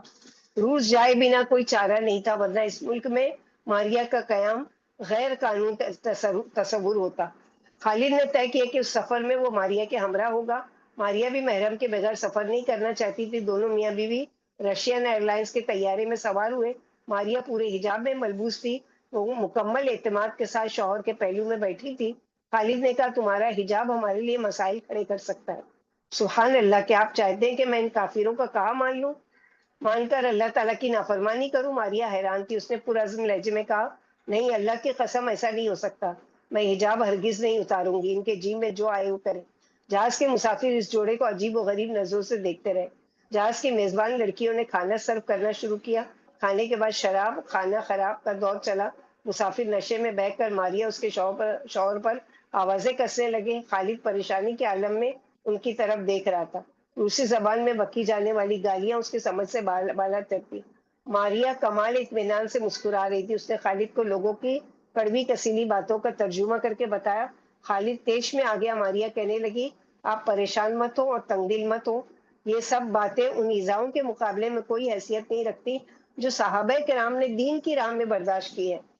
اللہ اللہ کر کے ہوائی جہاز روس پہنچا۔ خالد کا کہنا کہ میرا خیال تھا کہ ہم ہوائی اڈے سے سیدھے ماریا کے گھر جائیں گے، پاسپورٹ کی تجدید ہونے تک وہیں ٹھہریں گے، پھر لوٹ آئیں گے۔ لیکن ماریا کی نظر کہیں اور تھی۔ وہ بڑی گہرائی سے حالات کا جائزہ لے رہی تھی۔ اس نے مجھے مخاطب کر کے کہا میرے گھر والے آرتھوڈکس ہیں اور کٹر عیسائی ہیں، ابھی میں ان کے ہاں نہیں جانا چاہتی، ہم ہوٹل میں کمرہ کرائے پر لیں گے، تجدید کی کارروائی پوری ہونے تک وہیں ٹھہریں گے اور واپسی پر گھر ہو آئیں گے۔ ماریا کی رائے مجھے صائب نظر آئی۔ ہم نے ہوٹل میں کمرہ کرائے پر لے لیا اور وہیں رات بسر کی۔ اگلے دن صبح ہم پاسپورٹ کے دفتر گئے، وہاں کے افسر سے ملاقات کی۔ اس نے پرانا پاسپورٹ اور ماریا کی تصویریں طلب کی۔ میں نے بلیک اینڈ وائٹ تصویریں نکال کر افسر کے حوالے کر دی۔ تصویروں میں صرف چہرے کی ٹکیاں دکھائی دے رہی تھی۔ افسر نے اعتراض کیا یہ تصاویر ناقابل قبول ہے، رنگین تصویریں چاہیے جن میں چہرہ، سر کے بال اور پوری گردن واضح طور پر نظر آ رہی ہے۔ ماریا نے نفی میں سر ہلاتے ہوئے کہا جی نہیں، یہی تصویریں میسر ہیں، ان کے علاوہ ہمارے پاس کوئی تصویر نہیں۔ اس نے ہمیں دوسرے افسر کی طرف بھیجا۔ یہاں بھی وہی مشکل تھی۔ ہم تیسرے افسر کے پاس گئے۔ سبھی کا مطالبہ تھا کہ تصاویر رنگین اور بے حجاب ہو۔ میری بیوی کہنے لگی یہ کبھی نہیں ہو سکتا کہ میں انہیں اپنی بے حجاب تصویریں دے دوں۔ نتیجہ صاحب ظاہر تھا کہ افسروں نے ہماری پیش کردہ پاسپورٹ کی درخواست مسترد کر دی، کینسل کر دیا ہے، اور ہم ادارے کے خاتون منتظم اعلیٰ کے دفتر گئے۔ میری بیوی نے بے حد کوشش کی کہ وہ خاتون تصاویر قبول کرنے پر رضامند ہو جائے، لیکن وہ انکار ہی کرتی رہی۔ ماریا نے لجاجت سے کہا دیکھیے یہ میری اصلی تصویریں ہیں، آپ انہیں اپنے پاس موجود تصویروں سے ملا کر دیکھ سکتے ہیں۔ بات تو ساری چہرے کی ہے نا، جو ان تصویروں میں واضح طور پر نظر آتا ہے، بالوں کا کیا کرنا ہے، ان کا رنگ تو تبدیل بھی کیا جا سکتا ہے۔ خاتون منتظم اعلیٰ کا اصرار تھا کہ قانون یہ تصویریں قبول نہیں کرتا۔ اس پر میری بیوی بولی میرے پاس یہی تصویریں ہیں، آپ ہی بتائیں میں کیا کروں۔ آپ کی یہ مشکل ماسکو میں بیٹھے ڈائریکٹر جنرل صاحب ہی حل کر سکتے ہیں۔ اس نے مسئلے کا حل پیش کیا۔ ہم پاسپورٹ کے دفتر سے باہر آگے۔ ماریا نے میری طرف دیکھ کر کہا خالد ماسکو چلے۔ میں نے ذرا غصے میں آ کر کہا تم ان کا مطالبہ مان کیوں نہیں لیتی؟ جیسی تصویریں وہ کہتے ہیں بنوا کر دے دو۔ اللہ تعالیٰ کسی انسان کو اس کی بساط سے بڑھ کر مشکل میں نہیں ڈالتا۔ تقویٰ اسی قدر اختیار کرو جس قدر تمہارے بس میں ہے۔ دیکھو یہ ہماری مجبوری ہے، پاسپورٹ کو صرف چند آدمی ضرورتاً دیکھیں گے، اس کے بعد وہ مدت ختم ہونے تک تمہارے پاس گھر میں پڑا رہے گا، کوئی اسے نہیں دیکھے گا۔ اس لیے ان جھمیلوں میں مت پڑو اور ماسکو جانے کا کوئی جواز ہی نہیں ہے۔ نہیں نہیں، یہ ممکن نہیں ہے کہ میں بے حجاب ہو نظر آؤں، خواہ وہ تصویر ہی کیوں نہ ہو، ماریا نے اٹل لہجے میں کہا۔ ماریا کے پرزور اصرار پر ہم ہوائی جہاز سے ماسکو روانہ ہو گئے۔ وہاں پہنچ کر درمیانے درجے کے ایک ہوٹل میں کمرہ کرائے پر لیا، اس میں رہنے لگے۔ اگلے دن صبح ہی صبح پاسپورٹ کے دفتر کا قصد کیا۔ ڈائریکٹر جنرل سے ملے جو نہایت بدطینت انسان نکلا۔ اس نے ماریا کا پاسپورٹ اور تصویریں الٹ پلٹ کر دیکھی، پھر اس سے مخاطب ہو کر کہنے لگا یہ کیوں کر پتہ چلے کہ یہ تصویریں آپ ہی کی ہیں؟ اس کا مطلب صاف تھا کہ ماریا اپنا چہرہ کھول کر دکھائے۔ ماریا اس کے ارادہ بھانپ گئی، بولی ٹھیک ہے، کسی خاتون افسر کو بلائیے، میں اسے اپنا چہرہ کھول کر دکھا دوں گی، لیکن آپ کے سامنے ہرگز نہیں کھولوں گی۔ ماریا کا تیکھا اور غیر متوقع جواب سن کر ڈائریکٹر جنرل آگ بگولا ہو گیا۔ اس نے پرانا پاسپورٹ، تصویریں اور تمام کاغذات اٹھا کر میز کی دراز میں رکھے اور کہا آپ کو نیا پاسپورٹ ملے گا نہ پرانا۔ ہاں، درست انداز سے کھینچی ہوئی تصاویر لے آئیں تو اور بات ہے۔ اس کا انداز حتمی تھا۔ ماریا نے بھی اپنی بات منوانے پر تلی ہوئی تھی۔ وہ افسر سے بحث کرنے لگی۔ اس نے بہتری کوشش کی اسے قائل کرنے کے لیے، لیکن وہ نہیں مانا۔ آخر ماریا خاموش ہو گئی۔ میں نے اس کا ہاتھ پکڑا اور دفتر سے باہر آ گیا۔ میں نے اس کی خوشامد کی کہ میری پیاری بیوی، اللہ اپنے بندوں پر اتنا بوجھ ڈالتے ہیں جتنا وہ سہ سکے۔ ہم مجبور ہیں، آخر کب تک در بدر کی ٹھوکریں کھاتے اور دفتروں کے پھیرے لگاتے رہیں گے؟ میں نے دوبارہ ماریا کو سمجھانے کی کوشش کی۔ وہ پورے اعتماد لہجے میں گویا ہوئی، جو شخص اللہ کا تقوی اختیار کرتا ہے، اللہ اس کے لیے کوئی نہ کوئی راستہ ضرور نکالتے ہیں، اور اس کی حاجت براری ایسے طریقے سے کرتے ہیں کہ بندے کے سان و گمان میں بھی نہیں ہوتا۔ میں طیش میں آ کر اس سے جھگڑ پڑا۔ وہ بھی ترکی بہ ترکی جواب دیتی رہی۔ مجھے اس پر بیک وقت غصہ بھی آ رہا تھا اور رحم بھی۔ ہم تکرار کرتے ہوئے ہوٹل کی طرف چلے جا رہے تھے کہ کمرے میں پہنچ کر بھی بحث جاری تھی۔ شام ہو گئی لیکن ہم کسی نتیجے پر نہ پہنچے۔ مغرب کی نماز پڑھی اور کھانا کھایا، اتنے میں عشاء کا وقت آن پہنچا۔ نماز کے بعد میں سونے کے لیے بستر پر دراز ہو گیا۔ ماریا نے مجھے بستر پر دراز دیکھا تو متفکر ہو کر پوچھا، خالد آپ سو رہے ہیں؟ میں بولا ہاں۔ کیوں، تمہیں تھکاوٹ نہیں ہوئی ہے؟ اس نے روحانسی ہو کر کہا، سبحان اللہ، اس مشکل گھڑی میں آپ سو رہے ہیں؟ ایسی نازک صورتحال میں ہمیں اللہ کے در پر دستک دینی چاہیے۔ اٹھیے اور اللہ کے دربار میں حاضر ہو جائیے۔ میں اٹھا، مقدور بار نماز پڑھی، دعا کی اور سو گیا۔ لیکن ماریا نے وہ رات پوری مصلے پر گزاری۔ نیند کے دوران جب بھی آنکھ کھلی، اسے رکوع، سجدے یا قیام کی حالت میں زار و قطار روتے ہوئے اور دعائیں کرتے ہوئے دیکھا۔ وہ پھٹی تو اس نے مجھے بیدار کر کے کہا، فجر کی نماز کا وقت ہو گیا، اٹھیے اور نماز پڑھ لیجیے۔ میں اٹھا، وضو کیا اور دونوں نے مل کر نماز پڑھی۔ نماز کے بعد ماریا تھوڑی دیر کے لیے سو گئی۔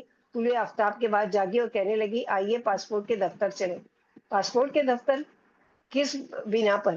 تصویریں کہاں ہیں؟ ان کے بغیر کیا لینے جائیں گے وہاں؟ دوبارہ کوشش کر کے دیکھتے ہیں، آپ اللہ کی رحمت سے مایوس مت ہوئیے۔ ماریا نے مجھے ہمت دلائی۔ ہم دفتر کی طرف چل پڑے۔ عمارت کے اندر قدم رکھا ہی تھا کہ ایک افسر جو میری بیوی کو حجاب کی وجہ سے پہچانتا تھا، دوڑا ہوا آیا اور بولا، آپ ماریا ہیں؟ میں نے اس بات میں جواب دیا تو اس نے ایک لفافہ آگے بڑھایا اور کہا، یہ لیجیے آپ کا پاسپورٹ۔ ماریا نے لفافہ کھول کر پاسپورٹ نکالا تو یہ دیکھ کر ہماری حیرت کی انتہا نہ رہی کہ وہ انہی باحجاب تصاویر کے ساتھ بالکل مکمل تھا، یعنی رینیو ہو چکا تھا۔ خوشی سے ماریا کی آنکھیں چمک اٹھی۔ اس نے میری طرف دیکھ کر کہا، میں نے آپ سے کہا نہیں تھا، جو شخص اللہ کا تقوی اختیار کرتا ہے، اللہ اس کے لیے راستے کھول دیتے ہیں۔ اور وہاں سے نکلنے لگے تو اسی افسر نے کہا، آپ کو ایک بار اسی شہر جانا پڑے گا جہاں سے آئے، وہاں پاسپورٹ پر چند اسٹیمپس لگوانے ہوں گے۔ ہم نے ہوائی جہاز پکڑا اور ماریا کے آبائی شہر لوٹا۔ میں نے سوچا کہ اب موقع ہے ماریا روس سے روانگی سے قبل اپنے اہل خانہ سے مل آئے۔ ہم نے ایک بار پھر کمرہ کرائے پر لیا اور پاسپورٹ پر مہریں لگوائی۔ اب ہم ماریا کے اہل خانہ کی ملاقات کو روانہ ہوئے۔ چند ساعتوں کے بعد ہم ایک قدیم اور اوسط درجے کے گھر کے سامنے کھڑے تھے۔ دروازے پر دستک تھی۔ ایک بڑے ڈیل ڈول والا شخص نے دروازہ کھولا۔ یہ ماریا کا بڑا بھائی تھا۔ اسے دیکھتے ہی ماریا بھائی جان کہہ کر لپٹ گئی۔ اس نے چہرے سے نقاب اتار دیا۔ بھائی پہلے تو خوش ہوا، پھر ماریا کا سیاہ لبادہ دیکھ کر جس نے اس کے پورے جسم کو ڈھانپ رکھا تھا، اسے قدرے حیرت ہوئی۔ اندر آنے کو بھی کہو گے یا یوں ہی کھڑے دیکھتے رہو گے؟ ماریا نے خوشگوار موڈ میں کہا، ارے نہیں، تمہیں یوں اچانک دیکھ کر میرے تو ہوش ہی اڑ گئے۔ آؤ آؤ۔ جوزف نے مجھے مہمان خانے میں بٹھا دیا۔ ماریا گھر کے اندر چلی گئی۔ میں نے اس کی آواز سنی، وہ روسی زبان میں گھر والوں سے باتیں کر رہی تھی۔ یہ باتیں میری سمجھ سے بالا تر تھی، لیکن میں نے محسوس کیا کہ گھر کے اندر سے آنے والی آوازیں آہستہ آہستہ تیز اور بلند ہوتی جا رہی ہیں۔ وہ سب ماریا پر برس رہے تھے۔ درمیان میں کبھی کبھی ماریا کی سہمی اور دبی ہوئی آواز بھی سنائی دے جاتی تھی، جو غالباً اپنی صفائی پیش کر رہی تھی۔ میری چھٹی حس نے خطرے کی گھنٹی بجائی۔ اس کے باوجود میں یہاں سے ہل نہیں سکتا تھا، حتیٰ کہ صورتحال کھل کر سامنے آ جاتی۔ یکا میں نے محسوس کیا کہ آوازیں اس کمرے کے قریب آ رہی ہیں جس میں میں موجود ہوں۔ چند لمحے بعد مہمان خانے کا اندرونی دروازہ ایک زوردار جھٹکے کے ساتھ کھلا اور تین آدمی اندر آئے، جن میں سے ایک ادھیڑ عمر کا تھا۔ ان کے تیور دیکھ کر میں گھبرا گیا۔ وہ تینوں آتے ہی مجھ پر وحشیوں کی طرح پل پڑے۔ میں نے اپنا دفاع کرنے کی ناکام کوشش کی۔ ایک تو وہ تین تھے اور دوسرے تھے بھی مجھ سے طاقتور۔ جلدی میری قوتیں جواب دے گئی۔ میرے ذہن کے کسی تاریک گوشے میں یہ خوفناک اندیشہ ابھرا کہ شاید آج اسی گھر میں میرا انجام ہو جائے۔ ہاتھا پائی کے اسی ہنگامے میں نے یاد کرنے کی کوشش کی کہ بیرونی دروازہ کس طرف ہے۔ نظر کا دروازے پہ پڑنا تھا کہ میں پلک جھپکنے میں اس کی طرف لپکا۔ سراسیمگی کے عالم میں دروازہ کھولا اور بھاگتا ہوا بڑی سڑک پر آ گیا۔ وہ تینوں میرے تعاقب میں تھے۔ میں لوگوں کی بھیڑ میں گم ہو گیا۔ میرا رخ ہوٹل کی طرف تھا۔ کمرے میں پہنچ کر چہرے سے خون دھویا، آئینے میں اپنے آپ کا جائزہ لیا۔ پے در پہ پڑنے والے ضربوں نے میرے ماتھے، گالوں اور ناک کو نیلا کر دیا تھا۔ پھٹے کپڑے تبدیل کیے اور اللہ کا شکر ادا کیا اس نے مجھے ان وحشیوں سے نجات دی۔ دوسرے ہی لمحے ماریا کا خیال ہے کہ جانے وہ کس حال میں ہوگی۔ اس کی تصویر آنکھوں کے سامنے پھرنے لگی۔ کیا وہ ان ضربوں کی تاب لا سکتی تھی؟ مرد ہوتے ہوئے میرا بس نہیں چلا تھا، وہ تو پھر عورت تھی۔ مجھے خدشہ ہوا کہیں وہ ہتھیار نہ ڈال دے۔ عجیب و غریب وسوسوں نے گھیر لیا، کہیں ماریا اسلام ترک کر کے پھر سے عیسائی نہ ہو جائے، کہیں ایسا نہ ہو جائے، کہیں ویسا نہ ہو جائے۔ حیران تھا کہ کیا کروں، اس بھرے پورے اجنبی ملک میں کہاں بھاگتا پھروں۔ انسانی جان کی یہاں کوئی قدر و قیمت نہیں۔ $10 کی معمولی رقم دے کر کسی کو بھی قتل کرایا جا سکتا ہے۔ اف اللہ، میرے ماریا نے تشدد کی تاب نہ لا کر انہیں میرا ٹھکانہ بتا دیا تو کیا ہوگا؟ رات کی تاریکی میں وہ مجھے بآسانی قتل کرا سکتے ہیں۔ رنج اور غم کے مارے میرے اعصاب جواب دینے لگے۔ میں نے کمرے کا دروازہ بند کر کے چٹخنی یعنی لاک کر لیا۔ گھبراہٹ کی وجہ سے تمام رات نیند نہیں آئی۔ اگلے دن صبح سویرے لباس تبدیل کیا، پھر حالات کا جائزہ لینے ہوٹل سے باہر آ گیا اور دور کھڑا ماریا کے گھر کو دیکھتا رہا۔ دروازہ بند تھا، میں انتظار کرنے لگا۔ اچانک دروازہ کھلا اور وہی 3 آدمی جنہوں نے مجھے پیٹا تھا برآمد ہوئے۔ ان کے اتوار بتا رہے تھے کہ اپنے معمول کے کاموں پر جا رہے ہیں۔ وہ چلے گئے تو دروازہ پھر سے بند کر دیا گیا۔ میں کھڑا دیکھتا رہا، آرزو تھی کہ کہیں سے ماریا کا چہرہ نظر آ جائے۔ گھنٹوں انتظار کیا، دن ڈھلے، تینوں آدمی اپنے کاموں سے واپس آئے اور گھر کے اندر چلے گئے۔ میں بھی تھکا ہار کر ہوٹل واپس آ گیا۔ دوسرے دن پھر گیا اور دیکھتا رہا، لیکن ماریا نظر نہیں ہے۔ تیسرے روز بھی مایوسی کا سامنا کرنا پڑا۔ میں ماریا کی زندگی سے نا امید ہو گیا تھا۔ خدشہ تھا کہ وہ شدید ذہنی اور جسمانی تشدد کی تاب نہ لاتے ہوئے جاں بحق ہو چکی ہے، یا پھر اسے گولی مار کر قتل کر دیا گیا ہے۔ اس خدشے کی تردید میں ساتھ ہی یہ بھی خیال آتا کہ ماریا کو واقعی قتل کر دیا گیا ہوتا تو اس کے گھر میں تعزیت وغیرہ کے لیے آنے والوں کی غیر معمولی چہل پہل ہوتی، لیکن وہاں خاموشی کا راز تھا اور ہر شے معمول کے مطابق تھی۔ یہ خیال آتے ہی میرے دل کو کچھ تقویت ملی اور یقین سا ہونے لگا کہ ماریا زندہ ہے اور عنقریب اس سے میری ملاقات ہونے والی ہے۔ ماریا کو مجھ سے جدا ہوئے چوتھا روز تھا۔ بے چینی کے باعث میں کمرے میں نہیں ٹک سکا اور باہر نکل کر اسی جگہ کھڑا دور سے ماریا کے گھر کو تکنے لگا۔ گھر کے آدمی کام دھندے پر چلے گئے اور میں حسرت بھری نگاہوں سے بند دروازے کو دیکھتا رہا۔ اب کے دروازہ کھلا اور اندر سے ایک سحر آفریں چہرے نے جھانکا جس پر غم و اندوہ کے سائے لہرا رہے تھے۔ یہ ماریا تھی۔ تشدد سے کملائے ہوئے اس پھول کو دیکھ کر بے اختیار دل بھر آیا۔ وہ ادھر ادھر دیکھ رہی تھی جیسے کسی کو ڈھونڈ رہی ہو۔ میں دوڑا اس کے پاس گیا۔ اس کا لباس جا بجا پھٹا ہوا اور بدن لہو اور لعان تھا۔ چہرے، ہاتھوں اور پیروں کے زخموں سے خون رس رہا تھا۔ وہ با زنجیر تھی، ہاتھ پشت کی جانب کڑیوں میں جکڑے تھے۔ ماریا کی ناگفتہ با حالت دیکھ کر مجھ سے ضبط نہ ہوا اور میں پھوٹ پھوٹ کر رو دیا۔ ماریا، ماریا، میری گھٹی ہوئی آواز دور کسی گہرے کنویں سے آ رہی تھی۔ خالد، آپ میری وجہ سے پریشان تو نہیں تھے؟ یہ دیکھیے، میں اپنے عہد پر قائم ہوں۔ اس نے آنسو پینے کی کوشش کرتے ہوئے کہا، اللہ کی قسم، یہ تکلیفیں ان مصائب کے آگے کچھ بھی نہیں جو انبیاء اور صحابہ کرام نے برداشت کیے تھے۔ خالد، اللہ کے لیے میرے اور میرے گھر والوں کے بیچ میں مت پڑیے گا۔ یہاں سے فوراً چلے جائیے اور کمرے میں میرا انتظار کریے۔ میں آپ سے انشاءاللہ جلد ملوں گی۔ بہت دعا کیجیے اور کثرت سے نوافل پڑھیے۔ میں رنج و الم کی تصویر بنا چلا آیا۔ اگلا سارا دن ماریا کا انتظار کرتے ہوئے شدید بے چینی اور اضطراب کے عالم میں گزرا، لیکن وہ نہیں آئی۔ دوسرا دن بھی گزر گیا۔ تیسرے دن کی بساط لپیٹی جا چکی تھی کہ اچانک دروازے پر دستک ہوئی۔ کلیجہ منہ کو آنے لگا۔ رات کے اس پہر دروازے پر کون ہو سکتا ہے؟ مارے خوف کے میرے بدن کے رونگٹے کھڑے ہو گئے۔ ہو نہ ہو ماریا کے گھر والوں کو میرے ٹھکانے کا علم ہو گیا ہے، یا ماریا نے بتا دیا ہوگا اور وہ مجھے جان سے مار ڈالنے کے لیے آ پہنچے ہوں گے۔ موت جو محض چند قدم کے فاصلے پر کھڑی تھی، ان کی وحشت مجھ پر طاری ہو گئی۔ میں نے ہکلاتے ہوئے کہا، کون ہے؟ جواب میں ماریا کی نرم اور دھیمی آواز سنائی دی، دروازہ کھولیے، میں ہوں ماریا۔ اطمینان کا طویل ٹھنڈا سانس خارج کرتے ہوئے میں نے بتی لائٹ آن کی اور دروازہ کھول دیا۔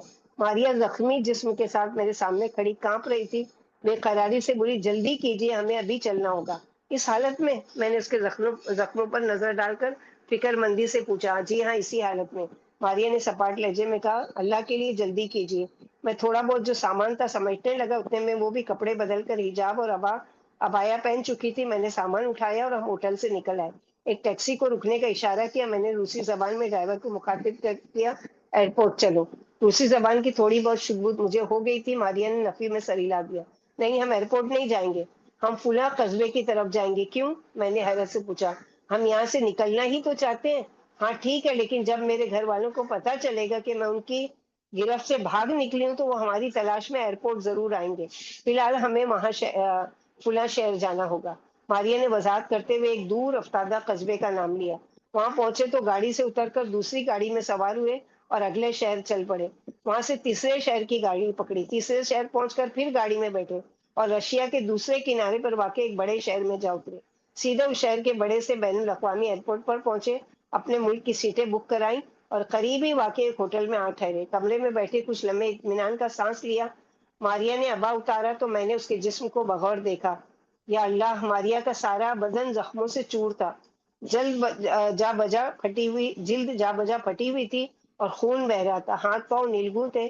کیا ہوا تھا؟ میں نے پوچھا۔ میری آواز گہرے غم میں ڈوبی ہوئی تھی۔ ماریا نے کہنا شروع کیا، میں گھر کے اندر گئی اور اہل خانہ کے درمیان بیٹھی تھی تو انہوں نے پہلا سوال میرے لباس کے بارے میں کیا کہ یہ کیا ہے؟ میں نے کہا کہ یہ اسلام کا لباس ہے۔ کہنے لگے یہ آدمی کون ہے تمہارے ساتھ؟ میں نے جواب دیا کہ میرا شوہر ہے، میں نے اسلام قبول کرنے کے بعد اس مسلمان سے شادی کی ہے۔ انہوں نے کہا ایسا ممکن نہیں۔ میں نے انہیں روسی تاجر کے متعلق بتایا جس نے مجھے جسم فروشی کی دلدل میں گھسیٹنا چاہتا، اور یہ بھی بتایا کہ میں نے کیوں کر اس بدبخت تاجر سے نجات پائی اور خالد کے دامان عافیت میں آگے۔ میری اس بات کے جواب میں انہوں نے جو کچھ کہا اس کی مجھے ہرگز توقع نہیں تھی۔ وہ کہنے لگے تمہیں اسلام چھوڑ کر آرتھوڈکس ازم کی طرف لوٹنا ہوگا ورنہ اس گھر میں صرف تمہاری لاش نکلے گی۔ یہ کہہ کر انہیں مجھے دبوچ لیا اور میرے ہاتھ کمر کی طرف باندھ دیے۔ میں چیخی چلائی، رحم کی اپیل کی، لیکن انہیں ترس نہیں آیا۔ پھر وہ آپ کی طرف آئے اور آپ کو بے رحمی سے پیٹنے لگے۔ مجھے آپ کی چیخیں صاف سنائی دے رہی تھی۔ جب آپ بھاگ نکلے تو وہ لوگ دوبارہ میری جانب آئے، مجھے برا بھلا کہا اور میرے پیروں میں بیڑیاں اور ہاتھوں میں کڑیاں ڈال دی۔ اس کے بعد وہ مجھ پر کوڑے برسانے لگے۔ پھر یہ روز کا میرے لیے معمول بن گیا۔ روزانہ عصر کے بعد مار پیٹ شروع ہوتی اور رات گئے تک جاری ہوتی۔ دن کے وقت بھائی اور والد اپنے کاموں پر چلے جاتے، گھر میں والدہ اور 15 سالہ چھوٹی بہن رہ جاتی جو میرے پاس آتی اور میری بے چارگی پر ہنستی۔ میں اسی مختصر سے وقت میں 2 گھڑی آرام کر لیتی۔ والد اور بھائیوں کے آنے پر مار پیٹ کا سلسلہ پھر شروع ہو جاتا۔ اس دوران مجھ پر غنودگی طاری رہتی اور وہ مارتے رہتے۔ مار کھاتے کھاتے میں نیند کی پرسکون وادی میں پہنچ جاتی۔ ان لوگوں کا مطالبہ صرف یہ تھا کہ میں اسلام چھوڑ دوں، لیکن میں نے ان کی ایک نہیں مانی اور صبر کرتی رہی۔ چھوٹی بہن میری استقامت دیکھ کر حیران ہوتی اور مجھ سے پوچھتی کہ تم اپنے آباء و اجداد کا دین کیوں ترک کر رہی ہو؟ میں اسے سمجھاتی، دین اسلام کی خوبیاں بتاتی اور توحید کا سبق دیتی۔ آخر وہ میری باتوں سے متاثر ہونے لگی۔ ایک دن اس نے مجھ سے کہا تم واقعی حق پر ہو، یہی سچا دین ہے، مجھے بھی اسی کو اپنانا چاہیے۔ پھر چند ثانیے خاموش رہنے کے بعد دوبارہ بولی میں تمہاری مدد کر سکتی ہوں۔ میں نے کہا تم میری مدد ہی کرنا چاہتی ہو تو مجھے میرے شوہر سے ملا دو۔ ایک روز وہ چھت پر گئی اور ایک اجنبی شخص پر اس کی نظر پڑی۔ بھاگی بھاگی میرے پاس آئی اور بتایا کہ ایک اجنبی دکھائی دیا ہے، چہرے موڑے سے یہاں کا باسی نہیں لگتا۔ میں نے حلیہ دریافت کیا تو وہ آپ تھے۔ میں نے خوش ہو کر کہا ارے وہ تو میرے شوہر ہیں، اب نظر آئے تو دروازہ کھولنا، میں ان سے جا ملوں گی۔ اور واقعی اگلی بار اسے نظر آئے تو اس نے گھر کا بڑا دروازہ کھول دیا اور میں نے دروازے پر کھڑے کھڑے آپ سے بات کی۔ فوراً آپ کے ہمراہ نہیں جا سکی کیونکہ وہ 2 زنجیریں میرے پاؤں میں بندھی تھی جن کی چابیاں بھائی کے پاس تھی۔ تیسری زنجیر جس کا ایک سرا میرے ایک پیر سے اور دوسرا گھر کے ایک ستون سے بندھا تھا تاکہ میں بھاگ نہ سکوں، اس کی چابی چھوٹی بہن کے پاس چھوڑ دی گئی تھی۔ بے وقت ضرورت وہ مجھے کھول دیتی اور میں بیت الخلاء جا سکوں۔ آپ کے جانے کے بعد میں نے چھوٹی بہن کو اسلام کی دعوت دی تو وہ نہ صرف مسلمان ہو گئی بلکہ اس نے میری قربانی سے بلند تر قربانی کا دینے کا فیصلہ کیا۔ اس نے کہا میں تمہیں اس عذاب سے نجات دلا کے رہوں گی، مگر بیڑیوں کی چابیاں بھائی کے پاس تھی اور وہ ہر وقت انہیں اپنی جیب میں رکھتا تھا۔ اس روز چھوٹی بہن نے شراب میں کوئی نشہ آور شے ملا کر اس کا اثر دوچن کر دیا۔ والد اور بھائیوں نے دل کھول کر پی، یہاں تک کہ سب ایک دوسرے پر ڈھیر ہو گئے۔ چھوٹی بہن نے بھائی کی جیب سے چابیاں لی اور زنجیریں کھول کر مجھے آزاد کر دیا۔ پھر میں رات کی تاریکی میں آپ کے پاس آ گئی۔ اور تمہاری چھوٹی بہن، اس کا کیا ہوگا؟ ماریا کی گزشت ختم اختتام کو پہنچی تو خالد نے پوچھا آپ کی اس کی فکر مت کیجیے، میں نے اس سے کہہ دیا ہے کہ فی الحال اسلام کا اعلان نہ کرنا، ہم تمہارے متعلق ضرور کچھ نہ کچھ سوچیں گے۔ یہ رات خالد اور ماریا نے اطمینان سے سو کر گزاری اور اگلی صبح وہ اپنے وطن لوٹ آئے۔ خالد نے آتے ہی اہلیہ کو ہاسپٹل میں داخل کرا دیا جہاں اس کا علاج کیا گیا اور وہ چند ہی دنوں میں صحت یاب ہو گئی۔ ماریا کی درد انگیز داستان میں اس لیے نہیں ہم پڑھ رہے ہیں کہ ہمارے جذبات وہ یعنی جذبات میں آ کر، نہ اس لیے کہ تم یہ کہانی پڑھ کر آنسو بہاؤ. تم سے یہ واقعہ بیان کرنا کا مقصد صرف اتنی بات بتانا ہے کہ اس بلند پایا دین اسلام پر جان دینے والے جانثار اب بھی موجود ہیں، جو اسلام کی سربلندی کا پرچم تامے اس کی حمایت میں برسر پیکار ہے. یہ لوگ اس دین کی راہ میں اپنی جانیں لٹاتے اور جسم چھلنی کراتے ہیں. کل کے کافر ابو جہل، امیہ، بلال و سمیہ کو اذیتوں میں مبتلا کر کے حق کی آواز دبانے کی کوشش کرتے رہے ہیں، تو آج کے بدتینت کافر بھی دین اسلام کے خلاف جنگ میں اپنا تن من دھن نچاور کیے ہوئے. دیکھنا کہیں تم بھی دشمنان اسلام کی خوفناک سازشوں کا شکار نہ ہو جانا. میں دیکھ رہا ہوں کہ تمہیں اپنی قدر و قیمت کا اندازہ نہیں. میں تمہیں تمہارے مقام و مرتبے کا احساس دلانا چاہتا ہوں. کیا تم جانتی ہو کہ حرم کعبہ کی سرزمین پر سب سے اول ایک عورت نے سکونت اختیار کی تھی؟ جی ہاں، یقین نہ آئے تو صحیح بخاری کھول کر دیکھ لو. ابو الانبیاء ابراہیم علیہ السلام شام سے سرزمین کعبہ روانہ ہوئے. آپ کی زوجہ ہاجرہ ہمراہ تھی. اسماعیل نامی شیر خوار بچہ ان کی گود میں تھا. مکہ میں اترے ان دنوں وہاں کوئی انسان آباد نہیں تھا، نہ دور دور تک پانی اور سبزے کا نام و نشان تھا. ابراہیم علیہ السلام نے بیوی بچے کو وہاں چھوڑا، کھجوروں بھرا تھیلا اور پانی کا ایک مشکیزہ انہیں دیا اور واپس شام کی طرف چل پڑے. حاجرہ رضی اللہ عنہ نے ارد گرد نظر دوڑائی تو لق و دق صحرا، خاموش و وحشتناک پہاڑوں اور ڈراؤنی سیاہ چٹانوں کے سوا کچھ نظر نہ آیا. ہر طرف ہو کا عالم تھا، نہ ہم دم کا سہارا، نہ ہم نشین کی مصاحبت. اللہ اللہ، کہاں تو وہ مصر و شام کے محلات میں پلی بڑی تھی، اور کہاں اس بے آب ہو گیا میدان میں بے سر و سامان آ پڑی تھی. مارے وحشت کے اٹھی اور دیوانہ وار شوہر کے پیچھے بھاگی. ابراہیم، آپ ہمیں اس آباد وادی میں چھوڑے کہاں جا رہے ہیں؟ ابراہیم علیہ السلام خاموشی سے چلتے رہے، جواب نہیں دیا، نہ مڑ کر دیکھا. ابراہیم علیہ السلام، آپ جواب کیوں نہیں دیتے؟ بتائیے، ہمیں یہاں کیوں چھوڑ کر جا رہے ہیں؟ حاجرہ نے بے حد رنجیدہ ہو کر اپنا سوال دہرایا. انہوں نے اس بار بھی التفات نہ کیا. حاجرہ نے یہ بے رخی دیکھی تو بالآخر پوچھا، کیا اللہ نے آپ کو حکم دیا ہے کہ ہمیں چھوڑ جائیں؟ ہاں، ابراہیم علیہ السلام نے مڑے بغیر جواب دیا. اس پر حاجرہ رضی اللہ عنہ نے مطمئن ہو کر کہا، یہ بات ہے تو مجھے کوئی پرواہ نہیں، میں اللہ سے راضی ہوں، مجھے یقین ہے وہ ہمیں ضائع نہیں ہونے دے گا. اتنا کہہ کر وہ پلٹ آئی. ابراہیم علیہ السلام بھی چلتے چلے گئے. وادی کے نشیب میں پہنچے جہاں بیوی بچے پر نظر نہیں پڑتی تھی. ٹھہر گئے، منہ کعبے کی طرف کیا اور دعا کی، ربنا انی اسکنت من ذریتی بواد غیر ذی زرع عند بیتک المحرم.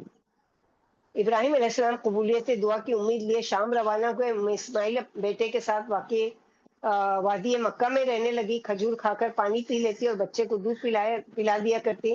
آخر ایک روز مشکیزے کا پانی ختم ہو گیا. ماں بیٹے کو پیاس ستانے لگی. بچہ پیاس کی شدت سے روتا چلا گیا. زمین پر ہاتھ پاؤں مارتا اسے روتا بلکتا دیکھ کر ماں کی بے قراری میں اضافہ ہو گیا. آس پاس دیکھا کہ کہیں کوئی پانی کا چشمہ یا کوئی مسافر ہی گزرتا ہوا دکھائی دے جائے، لیکن کوئی نظر نہیں آیا. کوئی ہوتا تو نظر آتا. حاجرہ بچے کے پاس سے اٹھائی. اسے مرتا دیکھنے کی سخت نہیں تھی، اور ہوتی بھی کیوں کہ وہ لخت جگر تھا، نور نظر تھا. دل کے ٹکڑے کو آنکھوں کے سامنے مرتا دیکھنے کی ہمت کس انسان میں ہوگی؟ حیران تھی کہ کہاں جائے. سامنے کوہ صفا پر نظر پڑی. بے چینی کے عالم میں دوڑتی ہوئی اس پر چڑھی کہ شاید کوئی قافلہ گزرتا ہو یا کہیں بادیہ نشینوں کا پڑاؤ ہو. کوہ صفا کی بلندی پر کھڑی وادی کے اطراف و اکناف میں جھانکتی رہی، پر وہاں تھا کون جو دکھائی دیتا؟ نیچے اتر آئی، دوڑ کر وادی کا دامن پار کیا اور کوہ مروہ پر آ گئی. وہاں سے پھر صفا، پھر مروہ، پھر وہاں سے پھر صفا. 7 چکر لگائے. 7ویں پھیرے میں کوہ مروہ پر بلند ہوئی تو ایک آواز سنائی دی. بولی اپنے آپ سے کہ خاموش، اور آواز پر کان لگا دیے. چند ثانیے بعد آواز والے سے مخاطب ہوئی، میں نے تمہاری آواز سن لی ہے، اب تم میری کوئی مدد کر سکتے ہو تو بتاؤ. ادھر سے کوئی جواب نہیں آیا. یکایک بچے کی طرف متوجہ ہوئی تو کیا دیکھتی ہیں کہ ایک فرشتہ اس کے قریب ہے. فرشتے نے اپنی ایڑی یا پر سے زمین کو رگڑ دی. دیکھتے ہی دیکھتے ایک چشمہ پھوٹ نکلا. حاجرہ فوراً پانی کی جانب بڑھی. اس کے گرد مٹی کی باڑ لگا کر حوض سا بنایا اور ہاتھوں سے چلو بھر بھر کے مشکیزے میں ڈالنے لگی. جتنا چلو بھرتی نیچے سے اتنا پانی پھوٹ پڑتا. جبریل علیہ السلام بولے، آپ اس بات کی مطلق فکر نہ کیجیے کہ یہاں پڑے پڑے تلف ہو جائیں گی. یہاں اللہ کا گھر بنے گا جسے یہ لڑکا اور اس کا والد مل کر تعمیر کریں گے. ماشاء اللہ، حاجرہ کیسی صبر مند خاتون تھی کہ ان کا کردار بلا شبہ قابل رشک ہے. انہیں واقعتاً بڑی آزمائش سے گزرنا پڑا. اپنے وطن سے دور ہوئی، بھوکی پیاسی رہیں لیکن رضا الہی پر راضی رہیں، اللہ کی راہ میں اجنبیت اور بے تینوں کی غربت کی زندگی گزاری، آخر اللہ تعالیٰ نے ان کے جملہ مصائب کو خوشی اور فرحت و سرور میں بدل دیا۔ قرآن کریم میں ان کا ذکر خیر کیا، ان کی اولاد سے انبیاء کرام مبعوث کیے، انہیں ام الانبیاء کے بلند و بالا منصب سے سرفراز فرمایا، ان کی ذات کو اولیاء اللہ کے لیے قابل تقلید نمونہ بنایا۔ چنانچہ غربا اجنبی لوگوں کے لیے خوشخبری ہے، صالح افراد کی جماعت جو بہت سے اوباش لوگوں کے درمیان رہتی سہتی ہے، یہ وہ لوگ ہیں جو اللہ تعالیٰ سے کیے وعدے کو پورا کرتے ہیں، اس کی رضا کی خاطر ہاتھوں میں انگارے لے لیتے ہیں، دشوار گزار چٹانوں پر چلتے رہتے ہیں، رات کے ڈھیر پر راتیں گزارتے ہیں اور کڑی آزمائشوں کی زندگی بسر کرتے ہیں۔ یہ نیکوکار افراد فتنہ و فساد سے دور بھاگتے ہیں، ان کی زبانیں سچی، دامن عفت و عصمت کے اجالوں سے روشن اور آنکھیں نیچے رہتی ہیں، الفاظ برتنے میں غایت درجہ محتاط ہوتے ہیں اور ان کی محفلوں کے اطوار شریفانہ ہیں۔ روز قیامت اللہ تعالیٰ کے حضور کھڑے ہوں گے تو ان کے ہاتھ پاؤں ان کے نیک چال چلن کی گواہی دیں گے۔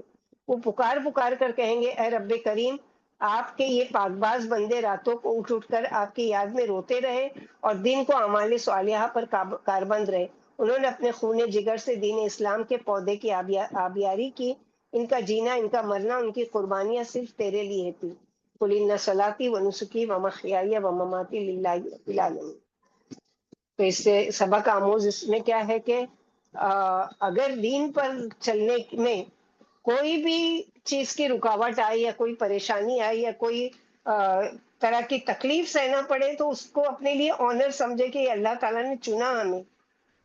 من یرید اللہ من یرید اللہ خیرا یصب منہ، اللہ جس کے ساتھ بھلائی کا ارادہ کرتے ہیں اس کو کیا ہے، کیا کسی نہ کسی آزمائش میں مبتلا کرتے ہیں۔ تو یہ ماریا کا جو واقعہ ہم لوگوں نے پڑھا اور بھی جتنے واقعات آج پڑھے الحمدللہ، سب میں کچھ نہ کچھ ہمارے لیے عبرتناک واقعات میں سبق تھے اور سبق آموز تھے کہ ہماری زندگی کا ہم جائزہ لیں کہ ان ساری چیزوں میں ہم کہاں کھڑے ہوئے ہیں، کتنے ہم اپنے دین پر ثابت قدم ہیں اور کتنے ہم اپنے دین کے لیے قربانیاں دینے کے لیے تیار ہیں۔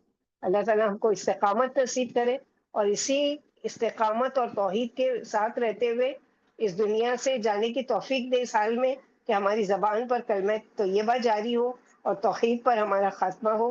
وآخر دعوانا ان الحمد للہ رب العالمین۔ سبحان ربک رب العزت عما یصفون وسلام علی المرسلین والحمد للہ رب العالمین۔ سبحانک اللہم وبحمدک، اشہد ان لا الہ الا انت، استغفرک واتوب الیک۔ السلام علیکم ورحمۃ اللہ وبرکاتہ۔